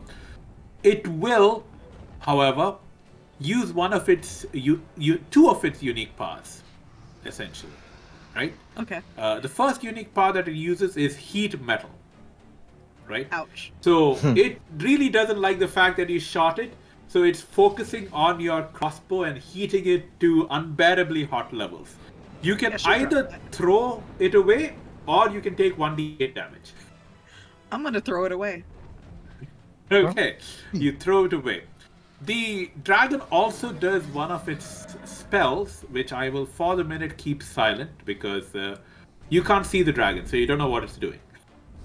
Yeah, that's But my butt can see the dragon. So. Yeah, so you're not looking at the dragon, and even if you were looking at the dragon, it's covered by darkness thanks to the cleric. the fact that the only reason I hit the dragon, by the way, is because I rolled a critical. That's like, okay, I'll take it. Yeah, Look on this side. pretty much. One moment, please. I'm trying to look for a. That's interesting. Where that is. Okay, I believe that's a D20. Okay, yes. Okay, fair enough. The dragon has cast its spell, and no one knows what's happening to it right now. But you still have.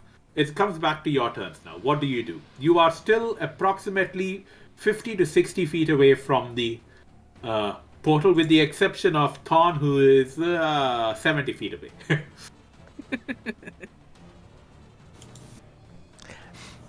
I think my initiative is up first, and I am just booking it. I'm like, we're not gonna beat that thing. Run.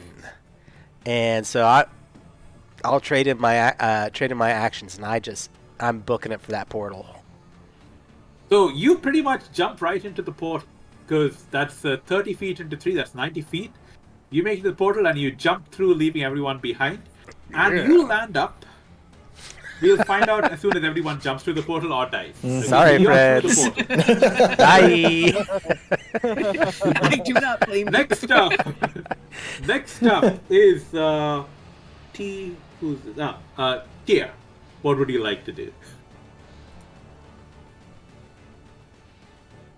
So he's gonna turn around for just a second, and he's going to cast, since it's pinned to the ground, supposedly, or he's just really kind of more hoping that it's just there. Mm-hmm. Where'd the spell go? I'm gonna cast Cause Earthquake. Okay. Okay. Go ahead. Go ahead. So I like the idea of that. Okay. Remember, you can burn luck to boost it a little bit if you'd like to get a better effect, or you like to have it succeed. Okay. Let me see where it's at here, because I might burn some luck just to help it here. Goodness, it's all the way down here again.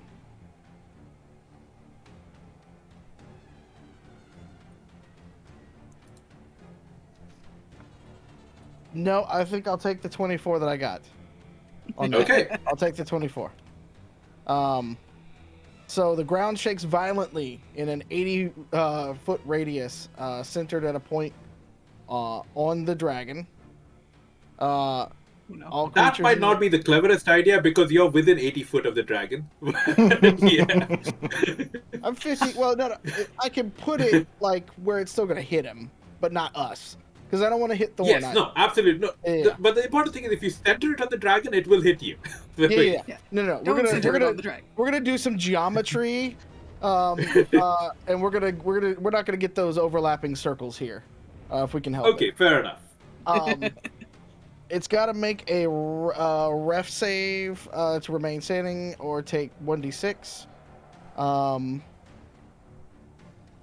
And yeah, creatures suffer -4 penalty. There's a lot of stuff that I could go for this one, but do you want to make a ref save first?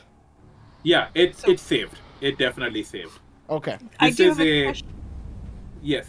This is just a mechanical question because I'm not Yeah. that familiar with DCC. Yeah. Because I've already got it pinned, would that affect the save at all? Or no?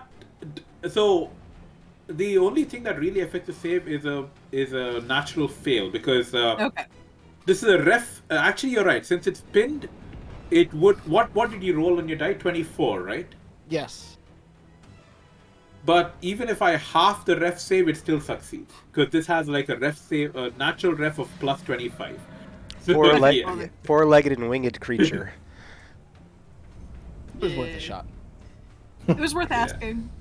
But no, okay. Also, So what I'm also happens? curious. So if it succeeds as the ref save, nothing happens. A ref save reduces the damage by half.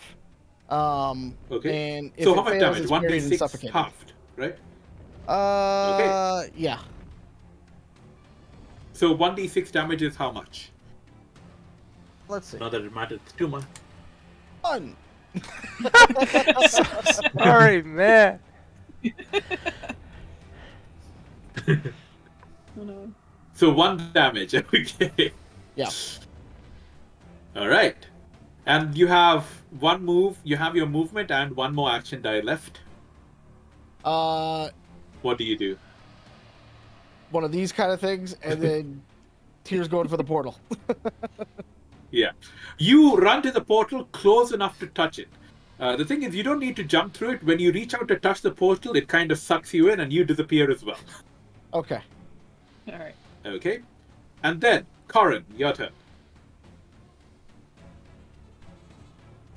Just looking at you are muted, by the way. Are you muted? You are muted, Corin. I'm sorry. Oh, yeah, sorry. I'm not going to try and pick its pockets. I'm not going to try and do anything fancy. I am just running into the portal. Yeah, your movement is 30 feet or 25 feet? 30 feet. 30, yeah. Yeah, so within two, like, you using your movement in one dice, you dive through the portal to disappear from the scene. And finally, Thorn. Yeah. What would you like to do? That thing still hasn't emerged from the bubble of darkness around it, so she's gonna As not. pick her sword back up because she doesn't have a sheath for this thing. She has to get one made. Yeah. And just books it. Just, nope, I'm done. Yeah. You have 25 feet of movement, and so with 3 moves, you are just able to jump into the She portal has as well. 30 feet of movement per round, or Really? per action. Yeah. No, but 30 feet, but what armor are you wearing? She is just in studded leather. She did not gimp herself that much. Ah, okay. Okay, sorry, my mistake. If it's, I thought you were wearing heavy armor. So yeah, anyway, Yeah. within within 3 movements anyway, you're still in. Like 3 movements puts you at 90 feet, 70 feet, you'll jump through the portal to disappear. The dragon, all of you, essentially this takes place within the span of 10 seconds. The dragon is aware when you leave, and you can hear it roar one final time as you disappear. And then you appear back in your world. And you know it's your world because you appear in places that you know. The only downside is each of you appears in the place you were thinking of the most. And these were not the same place. So you have been scattered to the 4 corners of the local area, since this is DCC, people don't travel more than 25 miles out of anywhere. So you have to do a huge trek across 25 miles to find each other. Next time, perhaps. Good luck finding Thorn, considering she's a caravan guard. All right, Make sure and cookies with are in that, our we bag. have finished the adventure. Thank you very much, everyone. Whoa. For a And we great Thank you. survived. A DCC first. Just out. You know, Good luck. I think I splat my first my DCC game with Shoulael before. I splattered. I think I fell into the pit. We had gone across a pit and in the dungeon, and then as we left, I fell in the pit that I had crossed before. So, but Shoulael, thank Yeah. you so much for bringing this, and thank you for running the game, and to all my players, thank you so much for being here. I am going to toss it out there for everybody to go ahead and say where people can find you, or any projects you want to mention, or if you just don't even want to be found, you know, that's your choice. But hey, starting off with Mallo, if you want to go. You can find me everywhere at the Mallo Man, spelled just like my name on the screen. There you'll find us. We stream Identico every Tuesday night over on our Twitch channel, twitch.tv/Identico. So come out, have some fun with us. It is a chaotic, fun time. But also we just appreciate being on the channel here with everybody. So thank you all for out there joining us, donating, doing all the fun stuff for us. It was a huge honor to be here with y'all. Thank you. I'm going to pass it off to Kori next. All right. You can find me just hanging around in various places, but most often you can find me playing on the Midnight Alley podcast, all one word, here on Twitch and YouTube. Awesome. Dom. Hi, Dom Zook. You can find me, I don't know, somewhere. Saving Throw Show is my channel. We don't really stream anymore, but if you're ever looking for a game, we played over 85 systems on that channel, and so there's a good chance that we played something that you would like to see. So you can head over to YouTube, youtube.com/savingthrowshow, and you'll find everything, or hit our wiki up, and you can search for the game of your choosing and find links there. But yeah, we're working on a Savage Pathfinder video that will be coming out soon. Nice. Awesome. Look forward to that one. And Shoulael. So I go by Shoulael across various places on the internet, and I don't really do much in terms of playing live games and stuff. However, I do want to shout out both the Purple Sorcerer game website and Innerham, the publisher on DriveThruRPG, for their resources that help me create the monsters and the character sheets for today. Without them, this would not have been as easy as it was. So thank you very much. We love to hear that. Awesome. Thank you all so much. Tossing it out there that I will be back on at 8 o'clock in the morning tomorrow morning. And I will be running Hunter the Vigil. So I will be giving that a try. We've got some hunters coming out. If you've never, a lot of people are familiar with Hunter the Reckoning because of the video game property and the RPG, but there was another one, Hunter the Vigil, which I do enjoy, and I find it to be a lot of fun. Come on out and support us then, and please go check out the IGDN and look at all the cool stuff they do. If you want to go to their website, it is igdnonline.com. And they are an amazing group of creators. There is a really good chance some of the people that you know or like, or even the creators that have worked on properties that you like, are members of it. So go check it out, and if you're at a convention this next year, go visit them and tell them how much you appreciate what they do. So, guys, it's been fun. It has been wonderful. I'm going to go get some food, and I'm back in for 14 hours tomorrow. Y'all take care. Night, everybody. Bye. All right. Good night. Bye. Good night.